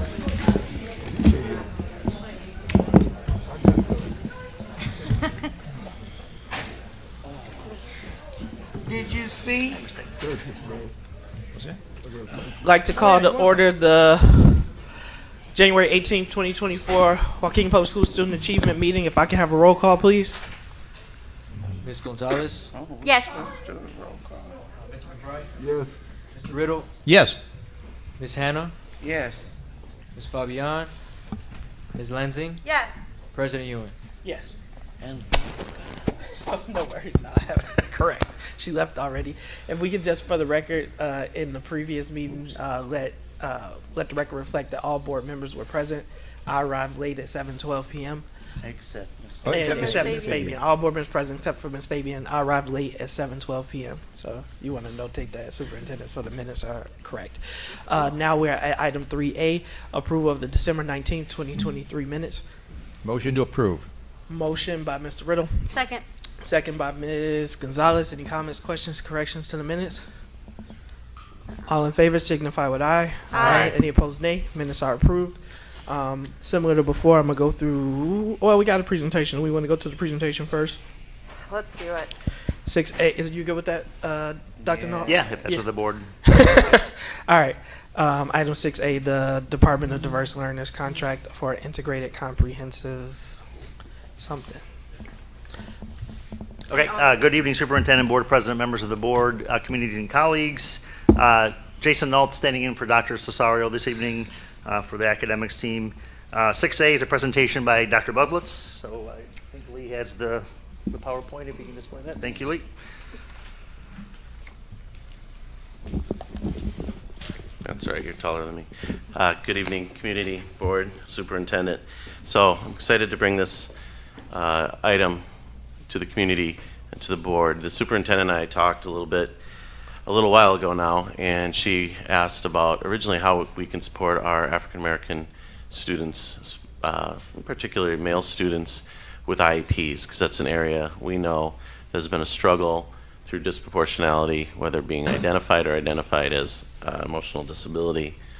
And that went into further talks about one of our goals for the department as far as looking at better IEPs, which provides better services and looking at more inclusive practices. And so we looked at how we can provide an audit to help us do that, as we've started to really show some growth in the department with inclusivity, reading scores, and other areas. What can we do to make sure we're looking at equity for all students, and what areas can we continue to improve? And so I went through 3 different groups and spoke with the superintendent, and we decided on ICS, Integrated Comprehensive Systems for Equity. I really appreciate their academic and special ed background and their focus on systems. And so that was the group that we chose. So looking at that, what will that do for the district? And specifically, we'll look at our goals, again, starting with that original conversation with the superintendent on our African American Male Achievement Initiative, continuing to build those strong systems of inclusivity, not just for DL students, but for other students with disabilities and 504s, and looking at other subgroups, EL as well, and how that affects our service provision. And a lot of what they do is, if you see in their proposal and contract, is they're looking at systems and systems change. And how does that support core instruction? How does that provide maps and frameworks for support systems such as RTI, PBIS, MTSS, so that we can help all children in a timely manner, get them the help they need when they need it? Of course, we're going to look from a DL perspective as well, and looking at all of our different groups. So they don't just, it's not going to be limited to African American students. It's not going to be limited to DL students, right? We're going to look at where the data takes us, right? I don't know where it's going to take us, but it may be various students with female students with disabilities might pop out as something that we need to address with equity. Again, we want to get that outside perspective and another lens for us to improve what we do. And so what will they provide, right? Obviously, they're going to provide a report. They're going to be here next week at board meeting when we bring this for a vote. So if you want to ask them direct questions, They will be there. They could not be here tonight. They will provide presentations, whether it's to the board, to principals, to community. They do have that written in the proposal. They're going to provide some guidance and next steps, and they're going to provide us a lot of data. And they said that that will go over several groups, up to 30 different groups, so that we can really look at how we are providing that core instruction, those interventions and additional support, social, emotional, academic. How are we providing specialized services for students with 504 plans and DL students? That's the gist of it, trying to keep it simple. Obviously, to be very comprehensive, they're going to run several focus groups. We're going to work with each school. We're going to work with community in different departments and programming to get a full representation of the district. And I'd like to say what they're going to provide for us directly, but obviously I don't know what their recommendations would be after that. But like I said, they will provide us some guidance, some ideas, some next steps, so then we can put those in place and continue to show growth across the district and looking at equitable practices and full provision of services and a comprehensive continuum of services. There's no price here. Dr. Bublitz, I just want to make a clarification because you did bring the African American Male Achievement Plan up, and money you ensure I'm using the right word. So let me just ask, are they going to look at IEPs and how they're written to ensure that we are writing robust IEPs for the needs of our students through the equity lens? That's a great question. They will look at IEPs, but they don't do a full IEP audit. They prefer to look at the systems instead. We do have, as a department goal, IEP writing. 2 of the 3 groups that we did interview focused on systems. One said they wouldn't do it. We didn't choose them. But the reason is they're looking at how are we collecting data, using that in a structured support system to discuss the data, analyze it, and how are we providing services. So out of that, we're looking at basically, are we providing equitable services for all groups? But they're not going to do a huge IEP dive, right? They're not just going to do that. We could do that, but that would only function to support DL students, right? So most of the groups we talk to really want to look at that more holistic And then process. that leads me to my second question. So as they look at random IEPs, can I state that they're going to pick some IEPs? I believe that's what Okay. they're going to do some of that, yes. Would they look to see the fidelity of the implication of practice to the supports that are identified in the IEPs, and are those being supported within the classroom environment? I don't know how specifically they're going to look at that. Like I said, I think they're going to look at what kind of provision of supports we have. Are we providing a spectrum of services? I don't think so. We have a lot of compliance and special ed to look at that. Yeah. I don't know how in depth they will go into very specific, are these kids getting this amount of minutes of speech services? That's not what they're looking at. They're looking at how are we using our structures and systems. So they would look at DL. How are we supporting this? And they might look at how are we auditing our own IEPs? How are we ensuring that, pick on Becky over there, speech paths are integrating therapy so that we're being more inclusive, and that therapy is being done not just by the therapist, but teachers, parapros, et cetera. So it's not going to be that kind of audit. We could do that kind of audit, but again, it would only give us a certain perspective on DL, and we know that we need to look holistically at everyone, because as I've said before, if we don't have that foundation, that core instruction, and those additional supports, we do a pretty good job in special ed, in a special ed environment, but that's not going to get them to close the gap. So that's the philosophy behind this. So sorry it's not as that kind of in-depth IEP. I know, because that's what we talked about, but it's just the philosophy of these groups is moving more towards how are we providing that that basis and support at the beginning level, the tier 1 classroom, et cetera, so that we can then build. See a few hands. So I saw Ms. Lensing first. I'm gonna go to Mr. McBride, then Ms. Gonzalez, and then I'll go out to the audience. Go ahead, Ms. Lindsay. I actually have many questions around Sure. this topic. I'm only going to start with two so that if others have a similar question, they have an opportunity to voice it. My first of two questions that I'm going to ask right now is that you brought up inclusivity. So what's the status of inclusion within our schools and how were the teachers supported? So if that's done and we're moving on to this, what's that look like? So that's a big, long question. So I tried not to go into every bullet point within the proposal that was in there. I will give you some quick updates that from the compliance standpoint from the district, we are up to 52 to 53% in that indicator for the top inclusion.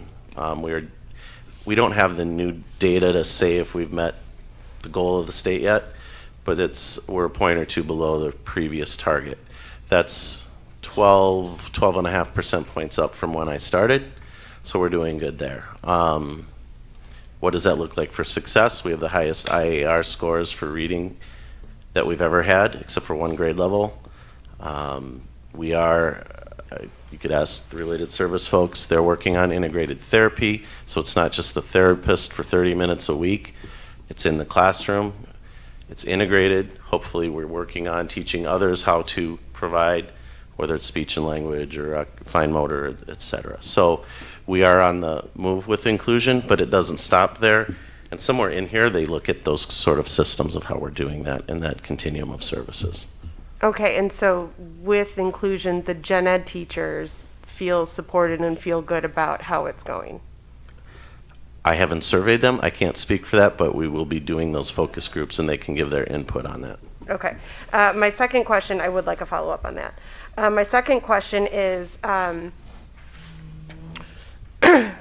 believe we did an equity audit. Yes. So you said you met with the superintendent. Have we met with Ms. Fields, who's the head of DE&I and is also, leading the Blackmail Achievement Initiative? We've spoken about this and we're going to have her included in providing support for those focus groups and in the report. So Ms. Fields and I have spoken. We haven't worked in depth on this yet, but again, this is a little bit more from our perspective, from the DL or special services perspective, and the idea is to add, obviously, additional data points and looks at the district. So she will be involved. So just so I understand, the equity audit that we previously did was not an all-encompassing equity audit. I'm not going to speak for Ms. Fields' equity audit. It just seems we're duplicating efforts is why I'm asking this question. Because if we've had an equity audit and they're going to do an equity audit, that's duplicating efforts from my perspective. So I would just, and maybe this is a question when they come and present, I would like to know so we can prepare for it, what are the differences between what they're going to do versus what we've already done? Okay. And I think there's different things, but we're looking from my perspective, or not my, but the DL perspective of special services, et cetera. But Yeah, I think that when they do come, that's something they do want to address, right? Because I understand Ms. Lindsay's question in regards to equity and how is equity being implemented throughout the district, but this is going to have a streamlined focus on the diverse learner department. So I do think that I don't want to say contrast, but that emphasis is made very clear. But I know I understand and I can see the differences, but I think just we need you said common language earlier, and I think that's really important.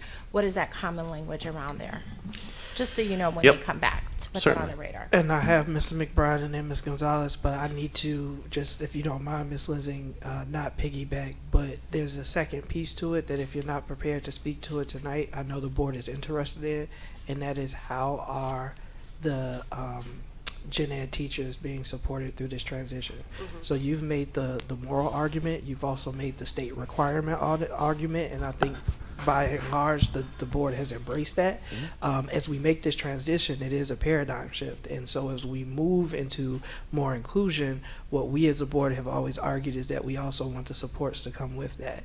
And so if you're not prepared to speak to that part of the question about how the gen ed teachers are being supported in that transition, then we can have that presented at an upcoming meeting. But I didn't want to miss that point. You talk about the statistics, which are great. You talk about more inclusion. Those are all good things. However, the piece that we want to make sure is that we're not leaving people behind, and that our staff feels supported as we make this transition, and that the resources and the supports follow the students during that transition. So I know it's in depth, as you said, it's a big question. Sure. So I don't want to belabor that point, but I think it's a valid one that needs to be addressed. Mr. McBride. Well, it's kind of confusing to me when you start talking about equity, and then we start talking about the superintendent's initiative targeting African American boys and their issues and whatnot.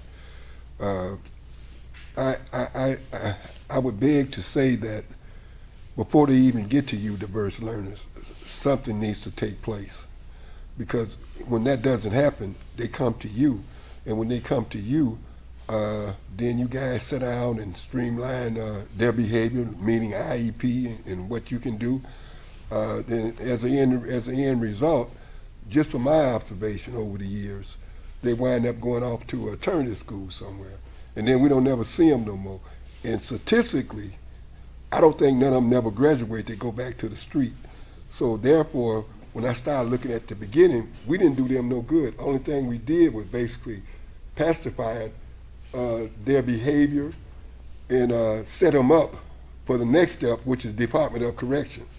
And I'm not making that up. That's a fact. And I say that because my grandson was a part of the system that we're talking about right now. And not my grandson, my sister's nephew was a part of the system that you're talking about right now. So my issue is, you said earlier, I don't know what they're going to do when they get here. You actually, how they going to help us? You said that. You don't know your own self. How they going to help us? So I think you make good points, and I think that is why we want to do this from the DL perspective. So your point was, well, how do they get there? And so when we look at the fact that we're a disproportionate amount of students with IEPs, black students with low eligibility of ED and discipline. Let me cut you off. Yeah. My point is, why are we giving them, what are they going to do for us to help us solve the problems that we know we have? They're going to help us look at areas in our systems and structures that are deficient, so we can address them, so we don't come to that point where they're not getting supports when they need it, where they need it, before they get an IEP or before they get a placement that isn't in a gen ed environment or a well-supported environment in our schools, right? So we are doing much of that work. We have more of our students coming home than placing out. Students from Waukegan are not being placed out. We get a lot of move-ins. We're bringing them back. So, but we know we can do a better job if you look at our discipline data, right? What are the holes? And they may look at what are our structures for our SEL, our PBIS, our MTSS that support our students. And so what we want to do is continue to do the work we're doing. And by what I say, when I say I don't know what they're going to say, right, they haven't done the audit. But what they're going to do then is provide us with some ideas that perhaps maybe we're missing something, or there's a piece of data that we're not considering, so that we can then move forward and take those next steps to reduce those problems that you highlighted very well right here. So everything that you're saying, those are the reasons that we want to do this. And going back to, I think, Mrs. Fields, when she talked about Tasia, she definitely should have been part of the team that you're speaking about from an equity lens. She definitely should have been there, because that's what we're talking about right now from an equity standpoint. And once again, you're right. I highlighted the behavior, because behavior is what leads up to the IEP. That's basically what leads up to the IEP. From my observation of watching the African American young men in this district, is the teacher at some point get to a point to where as though I can't deal with this no more. After I did all my charting, and so the next step is the team comes in, and then that's when the IEP comes, and then after the IEP, it all goes downhill, as far as I'm concerned. I never see it go up, because if it has, you tell me, when you come back to the board, tell me how many kids you've seen come from the public setting, go into diverse learning, and come back and graduate it, or any kind of success. Show me that. Okay, I don't have the graduation stuff. Dennis, I don't know if you have any numbers on students we brought back. Yeah, I personally, I apologize. I don't want to think. Oh, sorry. The question was, I think it's a relevant one with Mr. McBride. How many students have we brought back? So if we can bring that back and report that out to the board and the community, I think that's appropriate. Thank you, Mr. McBride, because that's important. And then I know that's also a statistic. So those that use the Illinois State Report Card, that's a metric that they follow. Is your students with disability and what their 4, 5, and 6 year graduation is. So that's a student group that you can isolate out. Brandon, can you just, I think this may help. Can you just give a hypothetical finding that, like, I think that's one of the gaps right now that we're talking about, because Sure. you're like, well, I don't know what could be one of the findings, and I understand that because the assessment hasn't been done. But hypothetically, what could be a finding that your team would then hone in on and put the systems and structures there for improvement?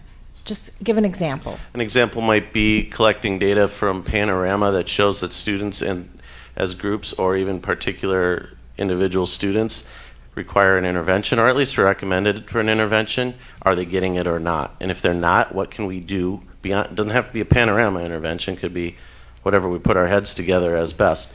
How could we use those in a better way and collect data to make sure that's happening? We're doing a better job, I can tell you that, but perhaps they'll see something I don't, or perhaps that voice will help us to get those things and place a priority on it.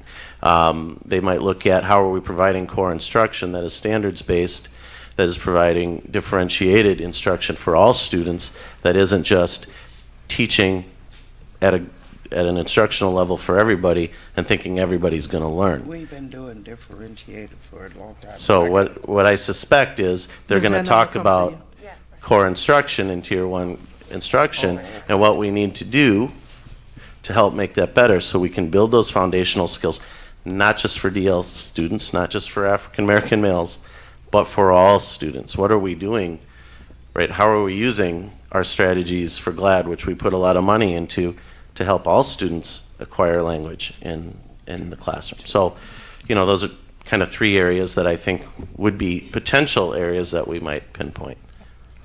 Ms. Gonzalez.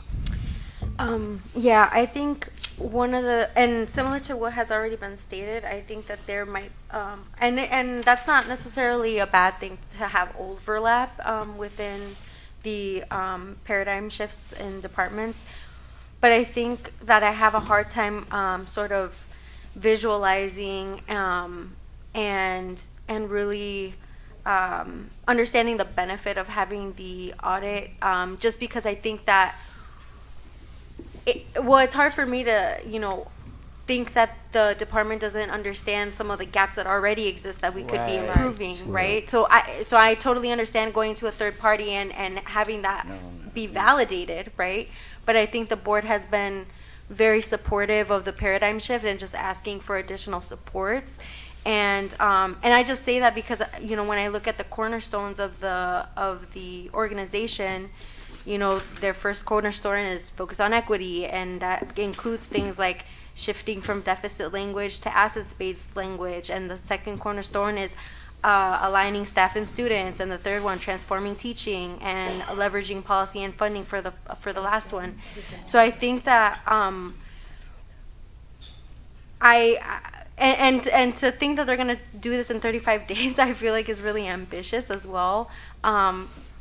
So that's the only caveat that I have with this, is that if we're looking for external validation for some of the gaps that we know exist and can improve, maybe that could be the rationale. But it almost makes me want to just add the additional supports where they're needed, right? Instead of having the audit. And I'm not an expert in this at all. So maybe we can have an offline conversation, But to me, I almost would want to have the audit be focused on the way the IEPs are written, because you have students even with individualized instruction not meeting the achievements that we want them to meet, right? And so what does that mean? Maybe it's in the actual written IEP that we want to include those additional supports and train the people who are writing them to know that these things have access, or for them to identify what haven't we been able to put into them because of a lack of resources as a result or whatever. So I think I'd be more in favor of doing that second piece than, you know, paying the 98 for this one. And I don't want to piggyback. I saw Ms. Briscoe's hand, and I saw Mr. Edwards, and then I had Ms. Hannah. What I do want to say is, meaning there's been a good attempt and work done to identify some of those gaps, and as we're paying to do an assessment, going back to Ms. Lindsay's point, have we marked off all of the things that we already said we were going to do in your strategic plan? So the 4-year strategic plan that was presented to the Board of Ed, I forget if it was 4 or 5. But for example, we talk about the fact that we've been bringing in our teachers, many of them coming from the Philippines, right? And that's great. I support it. But if we're going to assess, to Ms. Gonzalez's point, well, how well are IEPs written? One of the criteria that I would have we trained all of our international teachers on writing IEPs? Is because if we pay somebody to come in and say, hey, we struggle in that area, again, we know where we're struggling. Have we taken the necessary steps to say we've done the 20 things that we've needed to do, and now we want to assess and monitor how, you know, where the holes are? But if we haven't done the 20 things that we need to do, I would argue is let's set this money aside in order to do those 20 things. And then if we got to bring it back next fall, we bring it back next fall. I'm all for, I get audited. I work for a bank. I'm all for audits. I'm all for assessments. I'm all for efficiency improvements. But if I know, for example, that I need to increase headcount and I don't increase headcount and then I get audited, then I'm going to find out that I should have increased headcount, right? And so those are the pieces that I wanted to add on to, with is if we're going to do it, maybe focus it. But I also would argue is you gave us a template and a plan, and I would want to see progress towards that plan to feel more comfortable supporting this. I did see Ms. Briscoe, if we can get her a microphone. Go ahead, Ms. Briscoe. I think that where we are right now, a lot has been said as far as what I was thinking. As far as what we're doing for the African American boys, and to your point, Brandon, I think that we should delay. We are just getting started with that. I think that we could provide input and suggestions on as far as things that could be audited. We've only met a couple of times, so I would suggest that your audit be delayed to give us more time. And I think that the members on the task force can definitely provide you some suggestions as far as areas that we believe that would help support what we're doing for the African American boys. As long as you have Tasia involved, we are definitely providing feedback with Tasia when we meet, and a lot of ideas and suggestions. So I would suggest, to Brandon's point, that we wait and also give us more of an opportunity to kind of see where we are and what needs to happen next. I had Mr. Edwards and then Ms. Hannah. I see your hand. I'm gonna come back because I already called out the order. I appreciate it. I wish I could go. Can I go before you? Was that I want to ask you, how much training has been provided for the DL department this year, being that the year is halfway over with? Quite a bit. Do you want to ask my coordinators? They can each tell you everything they've done. Okay, I will be for you in that. I want to know. We're talking about IEPs. When we look at the number of IEPs, we know that most of these kids come from an underprivileged community. They're dealing with issues that most of your staff would never understand, ever, because they've never lived in that type of community. They are dealing with kids from a community that they don't even live in, so they don't even understand this community. And every time, as to what Mr. McBride said, every time our kids do something and the teacher can't deal with it, We have an IEP. Now something is wrong with our children. That is a form of separation, y'all. And I don't think anybody have paid attention to that. It is. So we're talking about bringing the kids back into the district. Well, I'm going to tell a little story because I got a nephew that's deaf, who also cannot speak, who's been in this district for 18 years. I've spoken with the board president. I've spoken with the superintendent. I've spoken with both deputies. I've spoken with the vice chair of the board. I've spoken with you, Dr. B. And right now, and I started this conversation with y'all at the beginning of last year, and still right now, no help. I still got an 18-year-old young man that is deaf and hearing impaired who cannot properly speak sign language. I've sat in a classroom, and I was told by the teacher that he don't have nobody with him every day that can communicate with him. His mother doesn't even know how to properly communicate with him because the district has not even helped her. So now this young man is fit to be 24 in a few years. And me and you have talked. You sent BAM over there. We sent all of these entities to this young man's house who cannot hear. And everybody that sent them there forgot to tell them that he was deaf. And so we're going to have a conversation about this young man who's 18 years old, who's not being included in the conversation because you can only speak to his mother because she's the only one that speaks English. So my question is, we bringing all the kids in. We want to save money. We know we are short social workers.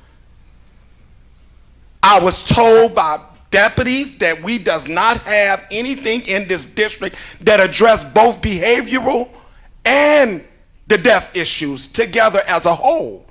So what did Rayon do? Rayon went and did research. And I found a school in Jacksonville, Illinois that addressed both of those. But then I was told, oh, we don't have funding to do that. So we have a kid in this district who's been here 18 years old deaf, who don't know anything. So if, God forbid, something happened to his parents and we have to send him out to the world.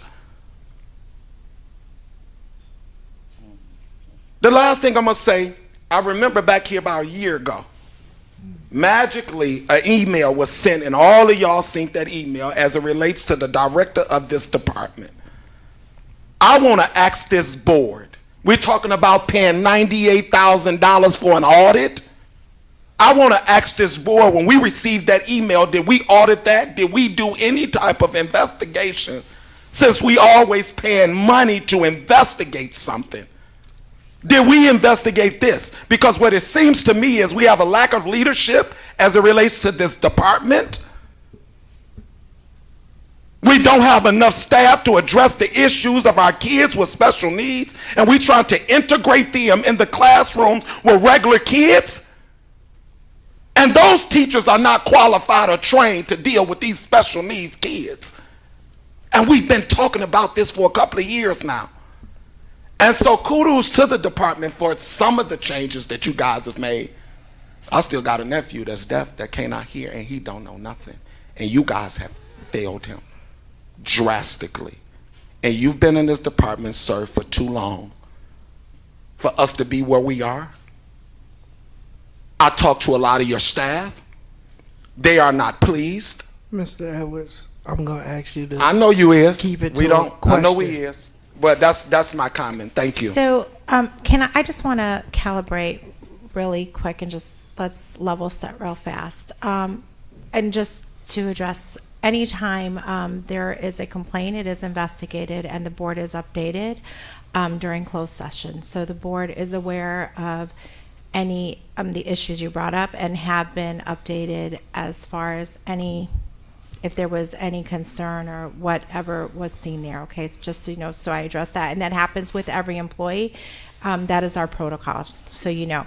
Anonymous tips are handled a bit differently, so I just wanted to address that, Mr. Edwards, in fairness, just to level set, so you do know that when things do come in, we do look into them. Dr. Bublitz, the reason I asked my questions earlier is because when we had this discussion, I think, and I wrote this down, why do you feel that this approach is a better, I don't want to say a better approach, but a more effective approach than just looking at specific IEPs? And I know when you explained this to me, you said we're going to miss something if we're just taking that singular approach.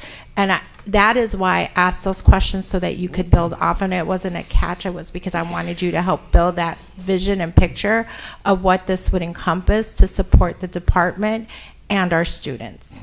Can you just answer that question, because I think that would help. Sure. Ms. Gonzalez said something that rang true, but I don't say that because it's not who I am. She said, and this is not the only reason I would do it. If it were to validate what we may already know as a third party and do that, that would be a reason. Sure, that's one area. Because I do think all the people, not just DL, board, knows some of the things that we could do. And sometimes it helps to have an outside perspective to say, you know what, these things are areas for concern. But I think we can do a good job individually for students. We can educate them to a certain point in restricted, segregated areas, but they're never going to show growth if they're not having the expectations that we do for all students. And there's a piece of data that I don't think I've had the opportunity to bring to the board yet. It's our achievement gap between students with disabilities and all students. It's 12%. 12% would be an outstanding differential on achievement gap between DL students and gen ed kids in any district. The state average is 32. The implication of that is we're not doing right by all our students. And I've taken that back and said, no, we are doing things and we are improving, right? But the implication is until we build core instruction that addresses the needs of all students at their instructional level, that is standards-based, we cannot build the foundation for all to grow. Our scores are too low to have a really great achievement gap. And that tells me, A, we are either the best special ed department in the state, and while I think we'll get there, we're not there. Or there's a fundamental problem in core instruction, in our systems of support, in the DL's continuum of services, right? I'll tell them that. It's a systems and structured issue. It's not just about IEPs. It is about IEPs. That's why 2 of our department goals are on writing better present levels than IEP goals, and we're getting better, but we're not there. We're pretty good at special ed, right? We got great low incidence. We got pretty good DHH programs. We got great teachers. But what we're not doing is exposing all of our children to that quality instruction and those systems that we need to for everyone. African American males, Hispanic girls, DL students, advanced students. And that's why I think we need to take a systems look. I can provide you with our internal audit data, et cetera. And we can do that. I can sit back and talk to them, and we can look at a more DL-focused, IEP-focused audit. But the 2 groups that spoke to me about that without just doing that IEP piece really focuses on how are we doing this best for everyone. And so I appreciate that. And I truly feel that. And I've always been systems focused, and to not follow that would not be true to what I do. I don't know if questions, Dr. Caesar wanted to speak. You kind of said everything that I wanted to say. Whenever there's a system where you see that there are the amount of students that we have that are not achieving at grade level, we really need to start looking at the system, right? It's not about IEPs, it's not about special education. It is exactly what Dr. Bullitt said. We are a resource-rich district. We could be doing the same things that Lake Forest and Highland Park are doing, and we need to go ahead and level up and do that for our children so that they can be successful. Okay,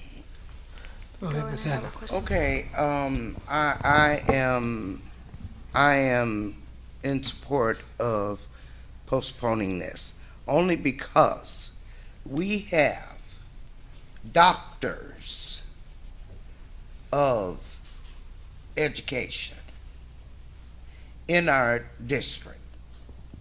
We hire doctors of education in our diverse learners. All of these things that are listed here under the rationale and purpose, you all came to us with that. You all know what the issues are. And, okay, third party eyes, okay, what does that mean? You all know what the issues are. All we have to do is to put them in practice. We don't need to keep spending hundreds of thousands of dollars to bring somebody in to tell you all how to do your jobs. And I mean, and I'm not upset, I'm not mad, I'm just passionate, okay, because that's all we have been doing.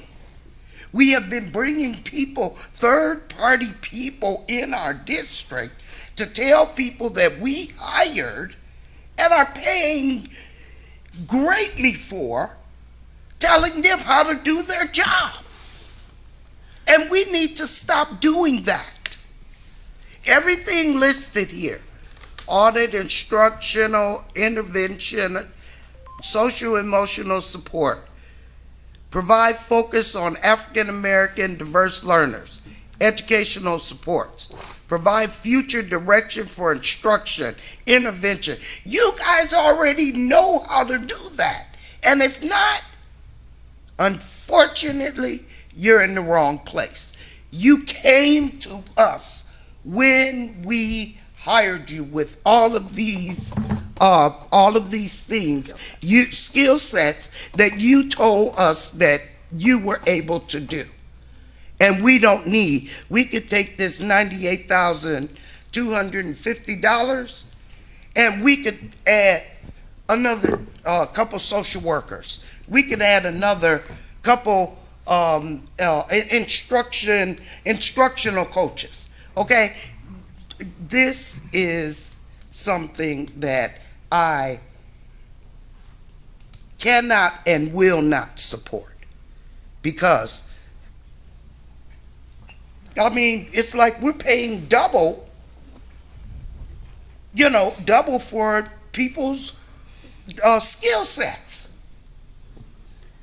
So it's very important, okay, when we're looking at this, because I still hear it seeming as if it's a diverse learner or a special education issue. I know it's everybody. And it is, right? And we have to collectively do this. If we don't do this collectively, we're not going to get anywhere. And that's why collaboration among our staff here in Waukegan Public Schools, that's what needs to connect. We don't need to bring in people from the outside to tell us. Work with some of these experienced people that we have. And let them, those that know what's going on, those that know about interventions, those that know about instructional, social, emotional, that's been working with it for decades, collaborate with them. And we probably would be a little further ahead. These people coming in, they don't know nothing about our kids. Yeah, systems. We know systems fail.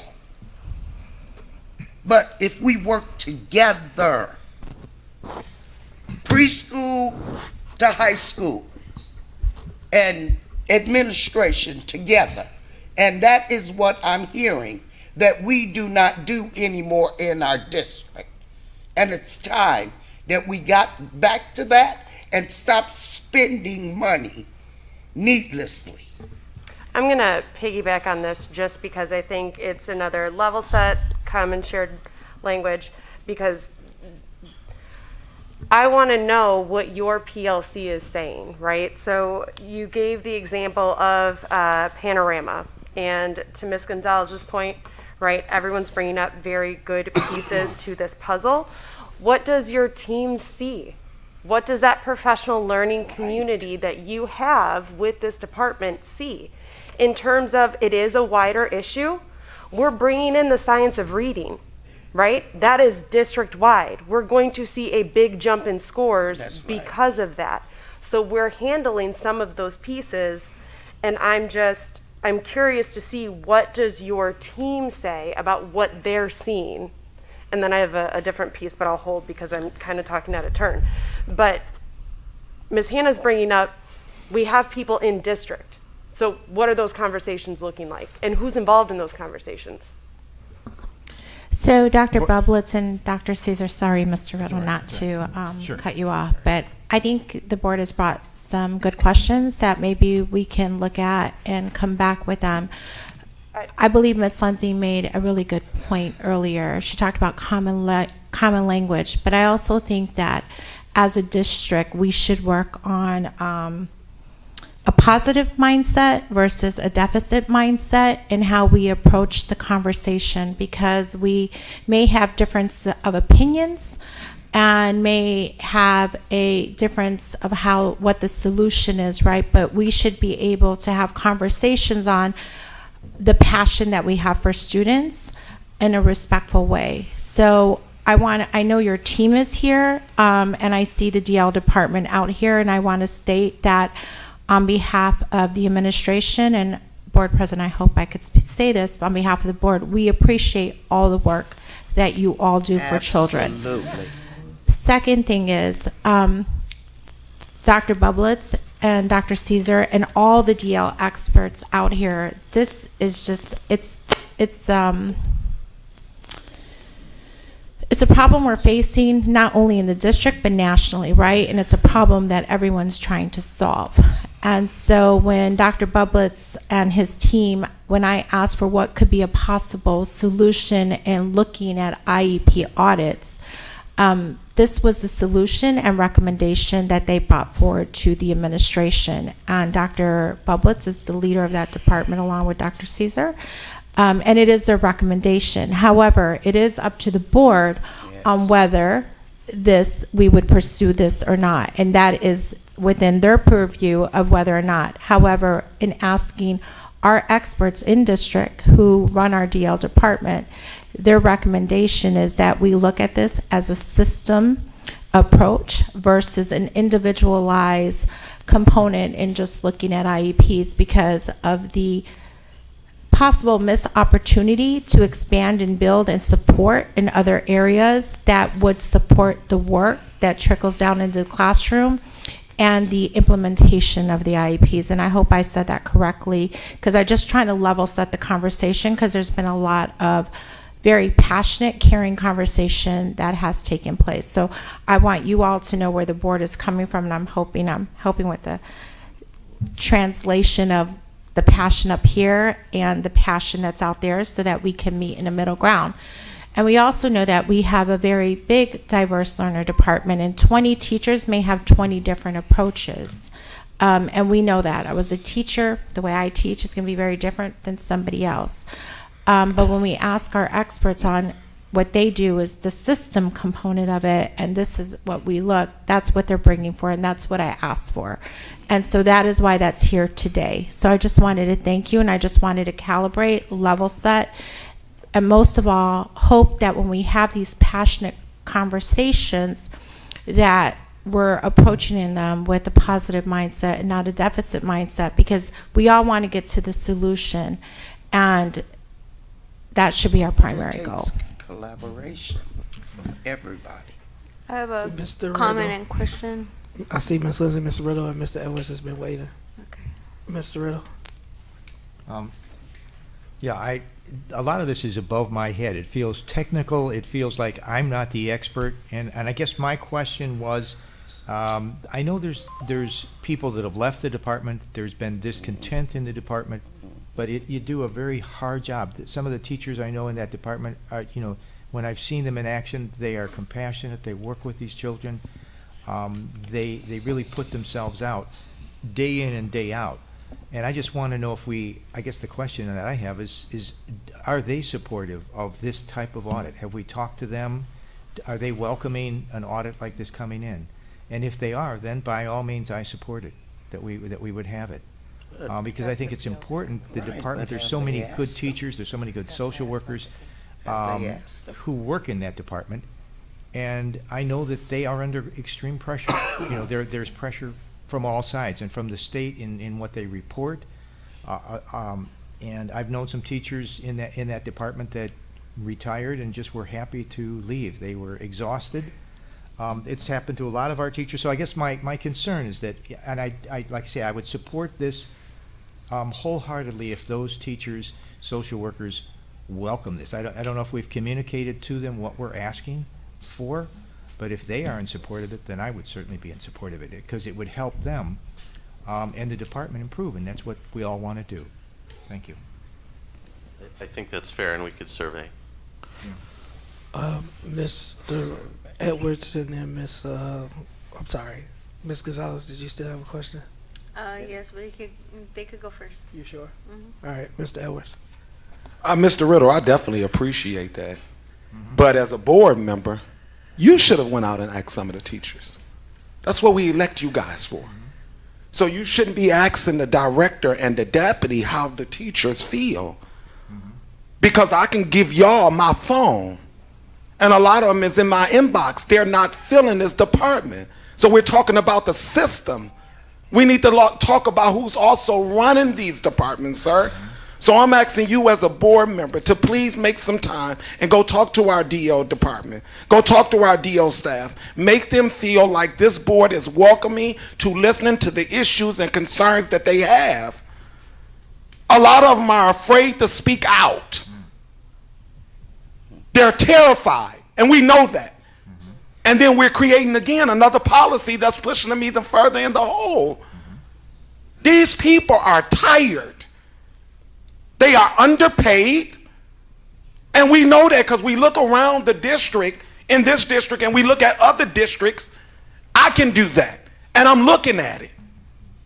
So what I'm saying to the board, I don't want to talk to the director's name no more. I'm saying to the board, I want you guys to make some time individually to go talk to the staff in the DO department to see how they feel, to see what their needs are.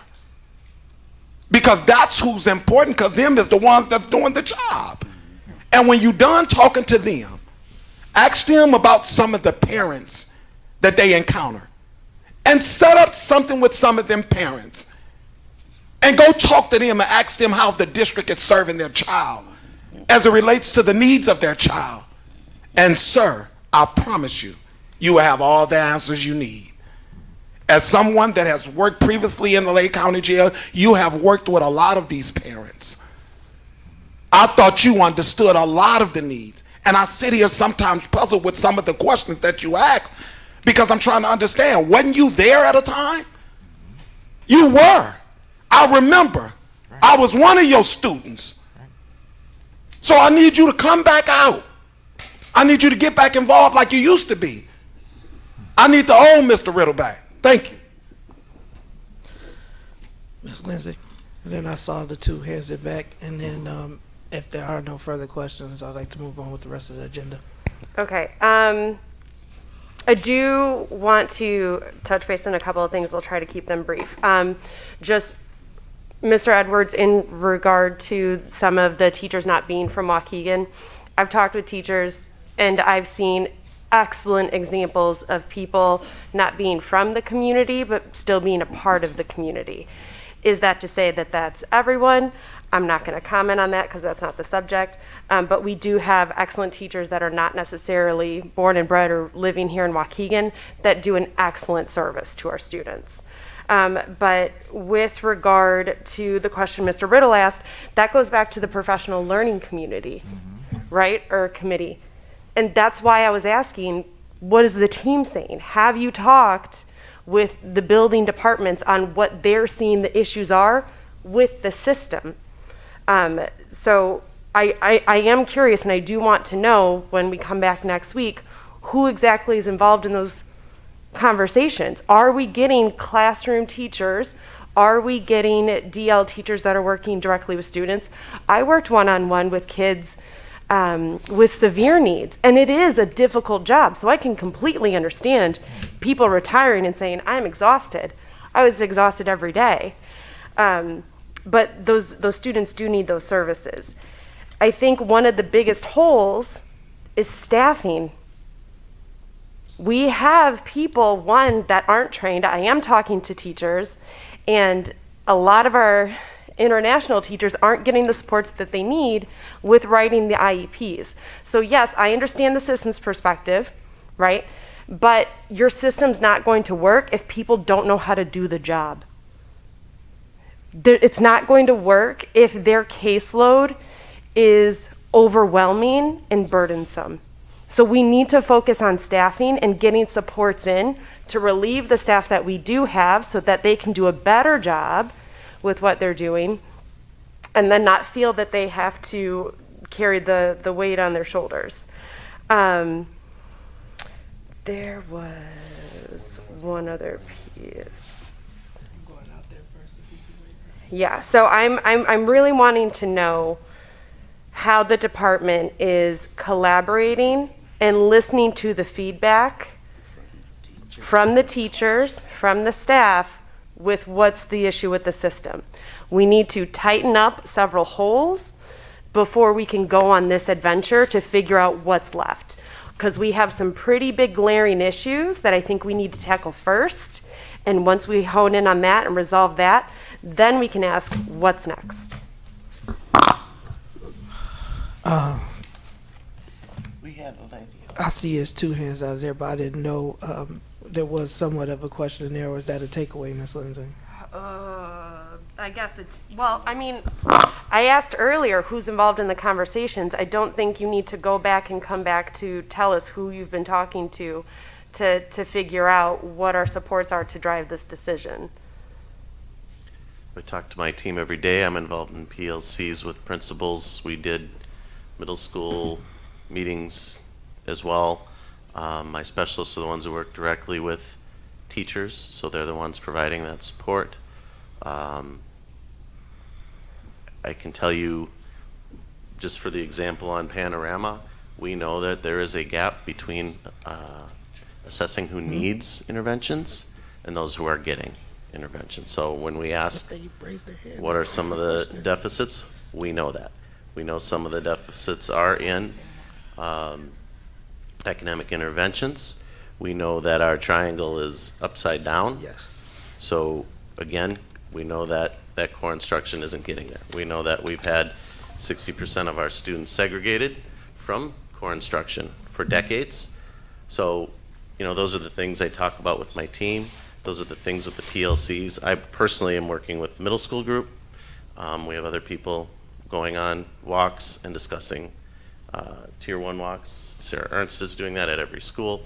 So we are out there, and we are interacting with students, but teachers as well as administrators. I work more on the administrative side, but I'm just really confused that if we're having all of this dialogue, we should have a list of things that we need to tackle. And so I'm just really confused and concerned on what we're really going to get out of this for close to $100,000. And I just want to be very clear to the community, because what I'm hearing, and maybe I'm misinterpreting it, I don't think anyone is against inclusion.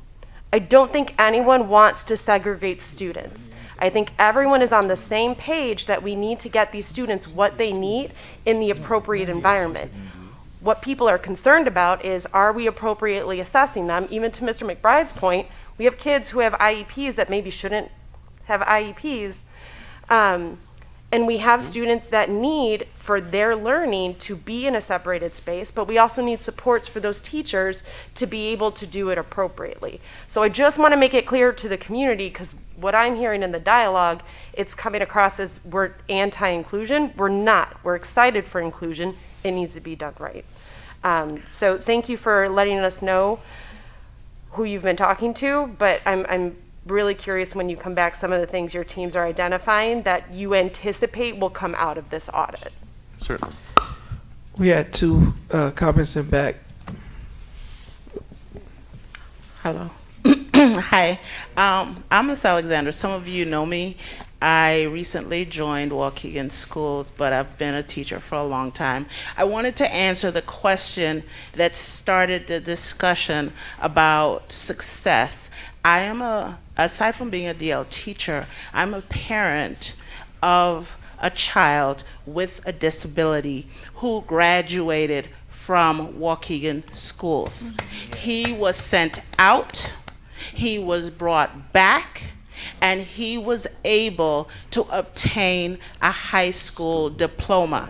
Now, for some people, maybe that is not enough, okay? But he tells me how wonderful it is for him to have friends in the community that he met going to school.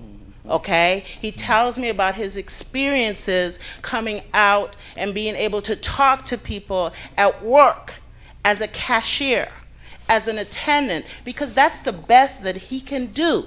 Okay? That's the difference that we have to make for our kids. And maybe bringing them back may not seem like a lot for some people, but it means the world to these kids because their gen ed peers, as a teacher, I have seen them connect to them and protect them and advocate for them and have the words for them when other people can't speak up for them and they can't speak for themselves. Okay? So I just wanted to say that, and it's really important to bring them back. It really is. It means a lot to them, and it gives them a life and a community to identify with.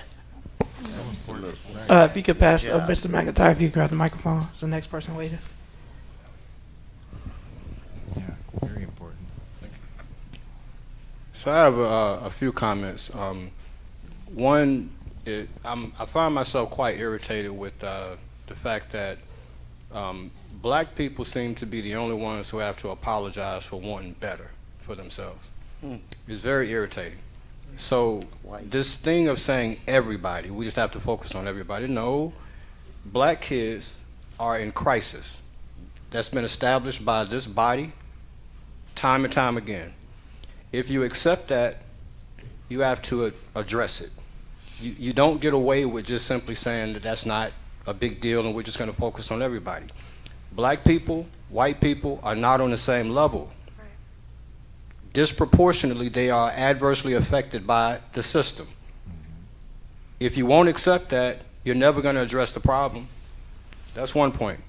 I've spoken to any number of people, but if I just did a survey of 10 people that I've spoken to, I might have gotten 11 definitions of what an intervention was. There's no universal definition. So if there's no universal definition, how are you adhering to SB 100? Come on now. That's a question that I would love to have the answer to since we're doing it back and forth. Please give that answer. What is going on with the training that individuals are getting if there is no universal definition of a word that has so much impact on these kids? Second question. I wonder, Dr. Bubler, is more directed to you. Is there a way to have, as a part of your department, a training of advocates? So when you speak about the IEPs, advocates are the ones who come and speak on behalf of parents who don't really understand the system. I happen to be one of them. It is difficult to understand because, quite honestly, I don't understand some of it, much of it. Honestly, I come across DL staff members who don't properly understand it, or at least have multiple definitions of what they're seeing. So that means that in an IEP meeting, it can be very dysfunctional and not orderly. And it's confusing to a parent, and most definitely it's confusing to the kids. So if that type of confusion is going on, where does one receive clarity? One of my favorite words in the dictionary. And lastly, equity. And So- I'm sorry, Mr. McIntyre, you asked few questions. Yeah, I So thought somebody would be writing them down. but I want him to respond to Okay, them. thank you. You asked for one, which was question number 2. If you can reiterate. No universal definition for intervention. Okay, so do you want to address them, or you just want? That's why I want to is pause, like I asked other people to do, so that the question can be addressed. I would finish your last one. I'm writing them down, Mr. Mac. I'm Okay. sorry. I'm writing them down, Mr. McIntyre. And then lastly, from an equity standpoint, Tasia Fields, as I understand it, is the director of the EAC. And if so, I'm very curious why, if not, was she or her department involved in this process? Because it just seems like it would be relevant. And I happen to be on the EAC committee. There's a task force that was just spoke on. It's doing its job. We have to be involved in everything across the board, or else things are not going to be addressed properly. So that was my last point, Superintendent. I think so. The last one was about Ms. Fields and the equity department being involved in this. And Mr. McIntyre, I do believe that Dr. Bublitz did state that he has had conversations with Tasia and has worked with her, but is going to be working more closely with her on this if this was to be adopted. And please correct me if I'm misstating anything, Dr. Bublitz, but No, that's correct. Tasia and I have both agreed that she should be involved in this process. The process hasn't really started yet, so we haven't worked much together on it. But the second one was, the third one, I'm going up, Mr. McIntyre, so I'm not going 1, 2, 3, I'm going 4, 3, 2, 1. The third one was training for advocates. I actually like the idea, Dr. Bublitz. And so, Mr. McIntyre, we can reach out. And I know we have a meeting tomorrow. We could talk a little bit more about that. But I actually like the idea. I like that idea. I've So, bandied that about a bit. Right. I don't think that's a question, but that's definitely something that the district You can call me. We and can is talk open about to. what that might look like so that others could then, if you had others that wanted to be involved. But there may be some things we need to look at. And number 2 was the comment about there is no universal definition on intervention. Do you want to address that? I mean, it was more of a comment, So I'll do 2 things. I would say an intervention is giving a child what they need when they need it. What those look like could be many different things, and that might be a confusion piece that as we continue to build all of these areas, that we need to be more consistent in what is the best reading intervention, how are we doing the best group for social emotional learning, etc. I won't go through them. I have a lot of things in my head that I know work, but that might be some of the confusion is that do we have those systems set in place that are consistent across the district? And I can tell you we are working on them. We are working directly with MTSS. Are we there yet? My data says not yet. Getting better, but not yet. and the first one was a statement, Mr. McIntyre, in which you stated about African American students being in crisis, and if there's a problem. So I'll just leave that where it is because that was your statement. So Can I say something? Go ahead, Ms. Gonzalez. And I do have a question, and I think this I would have said it earlier, but I think the discourse was really important. When you and Dr. Caesar went up to explain the benefits of having the audit and taking this approach, I wish you almost started with that because it helped me understand that, or it reiterated the fact that our society is ableist, right? And we have a lot of amazing teachers that might reinforce some of those things that isolate and segregate our students with disabilities without intending to, right? And so I do want to reiterate that, a year or 2 ago when you guys came into the district and said, hey, we want to make inclusion a priority, and everyone was up in arms and said, what the heck? That you put the kids first, right? And I think we want to balance that with supporting our staff.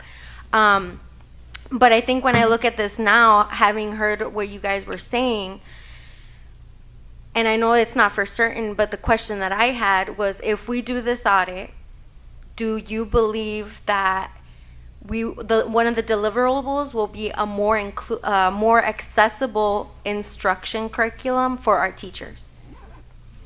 Is that something that the organization can produce after this audit?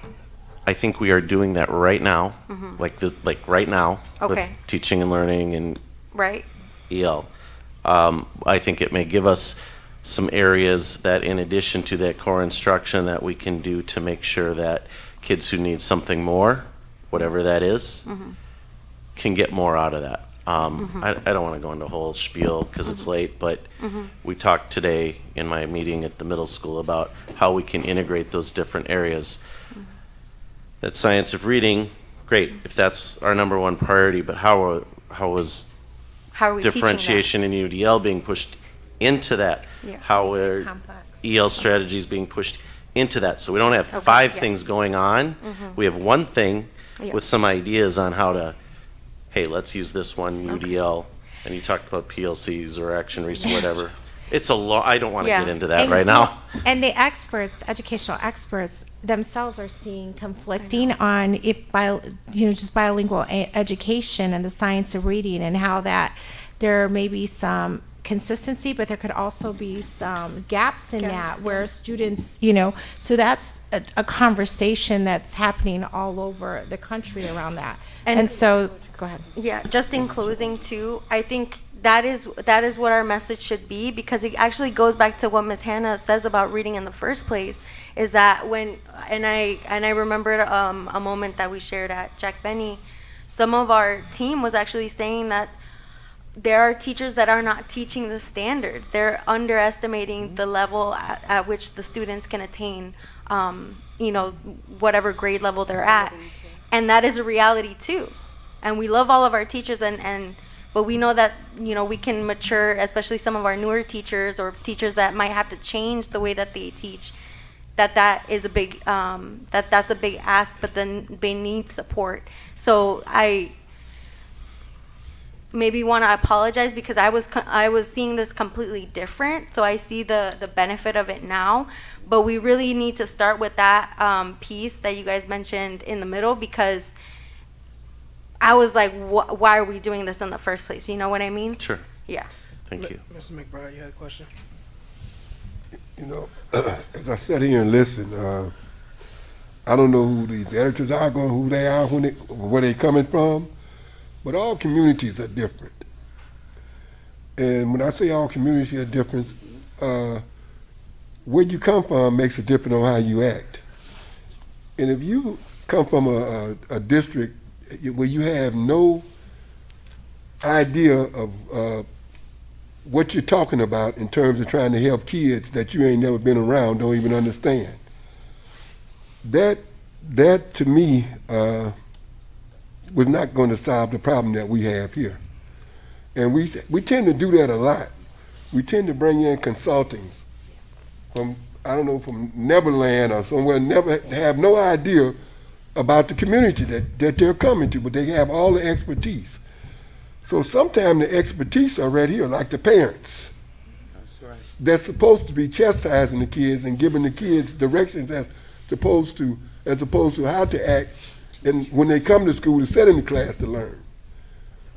And what we have here in District 60, kids are not even in the classroom to learn. And when they are in the classrooms and learn, I don't have to say it. The teachers will tell you, everybody been saying, when you get ready to go talk to them, they're acting up, they're insubordinate, they fighting, they can't sit in the desk, they run in the hallways, they're just being totally destructive.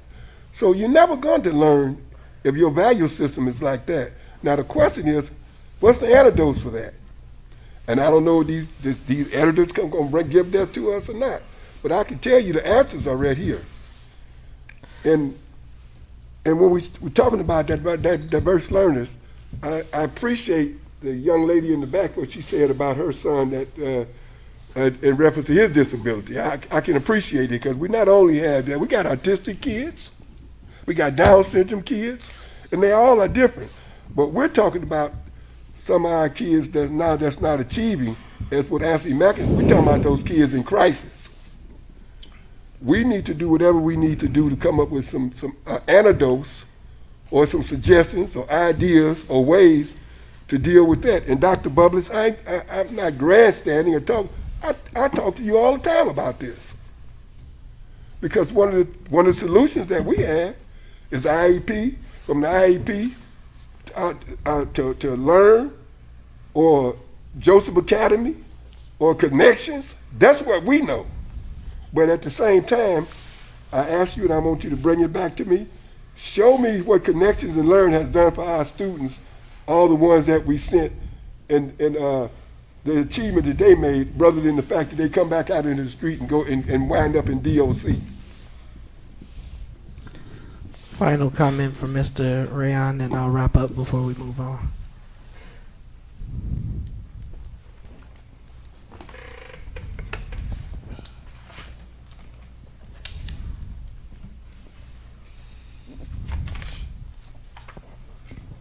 I wanted to make a couple of comments real quick before you wrap this up. and to quote back there, dear, I don't think any of us is against bringing the kids back in the district. We welcome that.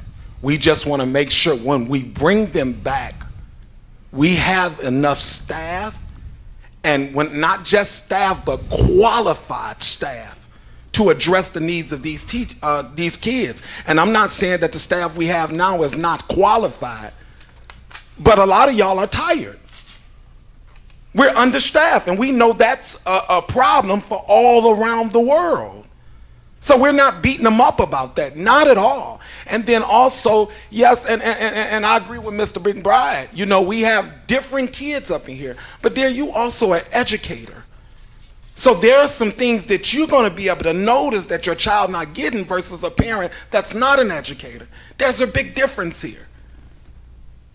And so I appreciate each and every last one of y'all in that department for everything that y'all do. And we know y'all are working hard. We support y'all. But we want to make sure when we bringing these kids back in, that we have the right staff, the qualified staff to address all the needs of all the kids. And when we're talking about kids being in crisis, about 75% of our kids in this district is in crisis. We talk about reading all the time, that's the problem. If you really went through the DL department, I can guarantee you, you will find about 200 kids that have no business in there.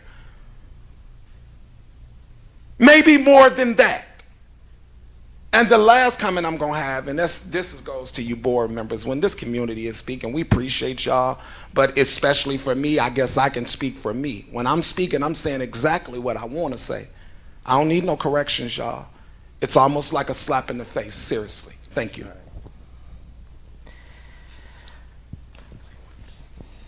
If you want to say one thing, and then I will wrap up. All right, so I've been doing this a while. Special ed is very passionate. It hits a lot of emotions. Every time we do this, we bring it out, right? You said you're speaking how you feel. It creates dialogue and discussion. It creates friction. But out of that, everybody learns something. And I've been here 5 years now, right? That hasn't happened before. Not because of me, because everybody doing the work.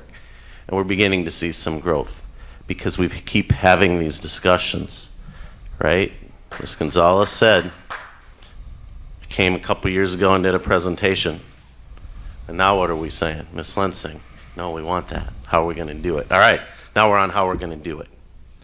So we thank you for these conversations. Thank you, Ms. Hannah, for pointing out we have people who know. I appreciate that. Yeah. Thank you. So thank you all. Keep doing it. Not just my team, everyone. I do appreciate everybody's passion and care about these kids. We'll get there. My biggest thing, collaboration with those at the bottom that are direct contact with those students. Collaboration. They know better than those of us sitting up here in the ivory tower.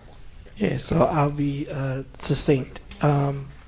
We have students who have challenges. We have students who are amazing and everything. All of our students are amazing, but everything in between. I do want to state just a couple quick points. I want Dr. Bubbles to know I appreciate you bringing this forward. I want to reaffirm and that this has been something that I've heard at least one board member talk about as far as an audit of student academic performance. There were certain things that I heard, Dr. Bublitz, in which I know you were addressing, and you talked about all students. We talk about our inverted triangle. You hit that on the head. That's what the superintendent has been saying. And going back to why I think we should wait is we're in the process of implementing a lot of things that we have been told are going to address that inverted triangle. And so if we start to assess it, I think it's going to find some deficiencies that we've already identified as deficiencies that we currently through academics have been working to address. And so it's not I don't understand why. Again, I'm all for audits. I do them all the time. It makes sense. It helps you identify vulnerabilities. It helps you make changes. But I think there are some things that we still have work to do. So I don't think the community, at least I'm not. I won't speak for the community. I won't speak for the board. I'm not saying that I don't want to see an audit. I'm saying that I think that there are other priorities and resources, and I think that is part of the role of the board. As the superintendent said, is that the administration makes recommendations, and what we're saying and what I heard Ms. Hannah say is we actually do see a lot of the work that you all are doing, and we see the things that are being implemented and being addressed. And so you said it, we have a systems issue and we have a tier 1 instruction issue. And if we don't address the tier 1 instruction issue, we can assess until we're blue in the face. We're going to be here in 2 years, 3 years, 4 years. So I appreciate the effort. I want to affirm the work. I want to say that I believe that we should be looking at and continue to tear down that tier 1 instruction issue. And we want to make sure that we are continuing to staff up and provide the necessary resources. So there's a lot that's been said. I'm not going to address all of it. Every point is valid. And the way that we talk about communication is communication has to be 2 ways. And when something is stated, it's not a correction. If there's altering information or different sets of facts or other information, I think it's valuable, as he talked about, the friction in the dialogue. But I think our teachers, I think our staff, I think our community will see if the administration goes back and reviews it and believes that this is still something that they want to present, then it'll be on the next agenda. And we know that the individuals who want to, the service providers will be here to answer board questions. So that'll be a determination up to the superintendent if you choose to still make it forward as a recommendation. And then Board of Education, as always, you all will be able to vote your conscience, and we appreciate the feedback from all of those that were involved. With that, we got item 5A, the Clark Elementary School list. Thank you, Dr. Bell. We got item B, Waukegan School Professional Development Request. Item C, attendance at the National Association of School Psychologists Conference. It's in winter of 2024. Item D, attendance at the Council of Exceptional Children Convention and Expo.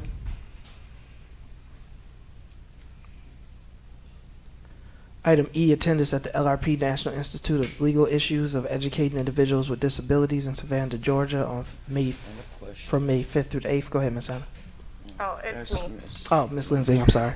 Just piggybacking on the conversation that we had, I feel like our leadership, if they're responsible for hiring for their department, that we need to have our leaders for DL here hiring and filling those staff positions and not going to a conference. We have several individuals that can keep them abreast or up to date on the issue. So my opinion is that we need some of these staff members here hiring for staffing positions that have been vacant for quite some time. And one issue I have, and that these are the same people that are going that we approved in September. And well, the superintendent said that her staff is not required to give any kind of report or anything on their conference attendance, but the same people are attending this particular conference and no one else. And from the feedback that I got, that nothing was ever brought back to the teachers. Thank you for that, Ms. Hannah. I don't know if you all plan to address or review attendance. And again, if the recommendation is that these are the individuals, I think you should be prepared to speak to it. Mr. Edwards.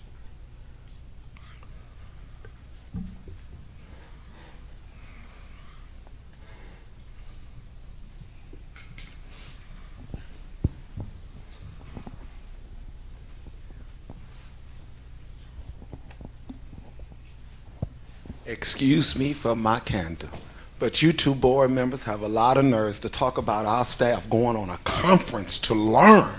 This is our staff. If we want to talk about going on conferences, why don't none of you board members go on them? These are the ones that need to be on the conferences, the staff. I agree. You know what I'm saying? So I don't care who on them.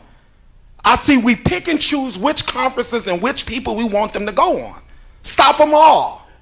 Stop all of the traveling, because our teachers still don't have a contract. So that's what I'm saying.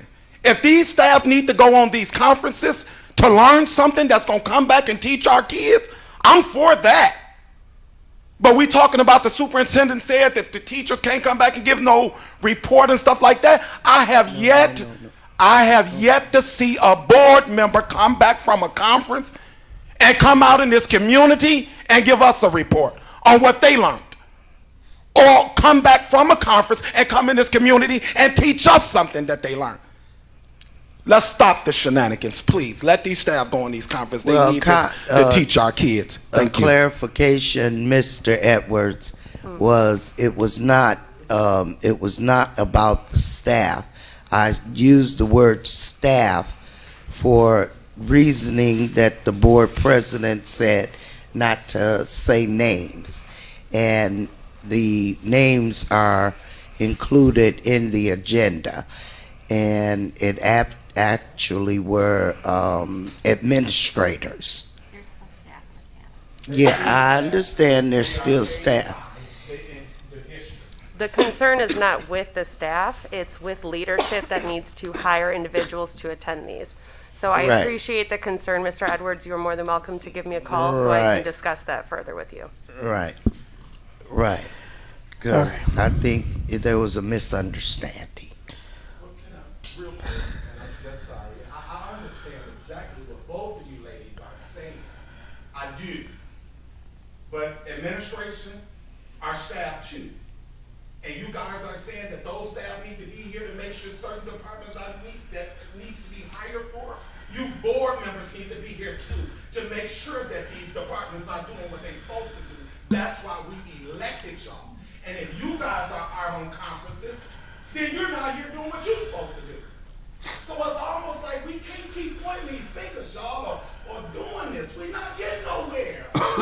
Mr. Edwards, I'm not pointing a finger. And neither am I. Every time I come back from a conference, I have reported out things that I have Absolutely. learned, and I have passed it to others. So I hear your frustration, and Absolutely. I can see why you think I'm being contradictory, but I'm really not. Yeah. So I think with these individuals, superintendent again review it. If you bring them forward, then the board will have to vote their conscience. Item F, request to attend COSN conference. Item F, G, College Board AP National Conference. H, Epic Pre-K Instructional Coach. I, Pre-K Paraprofessional Position. I guess Mr. Riddle? I'd maybe have somebody just speak to that. Why, do we have an instructional coach for pre-K? So we wanna go And back to we need H. more paras, I'm sure, and it looks like the attendance is going up, so I presume it's justified. I just maybe have someone speak to why we need this instructional coach, and they're gonna move to the different schools, which I think is great. Yes, I'll have Ms. Harrison and Ms. Rice de la Sanchez speak to that. Okay.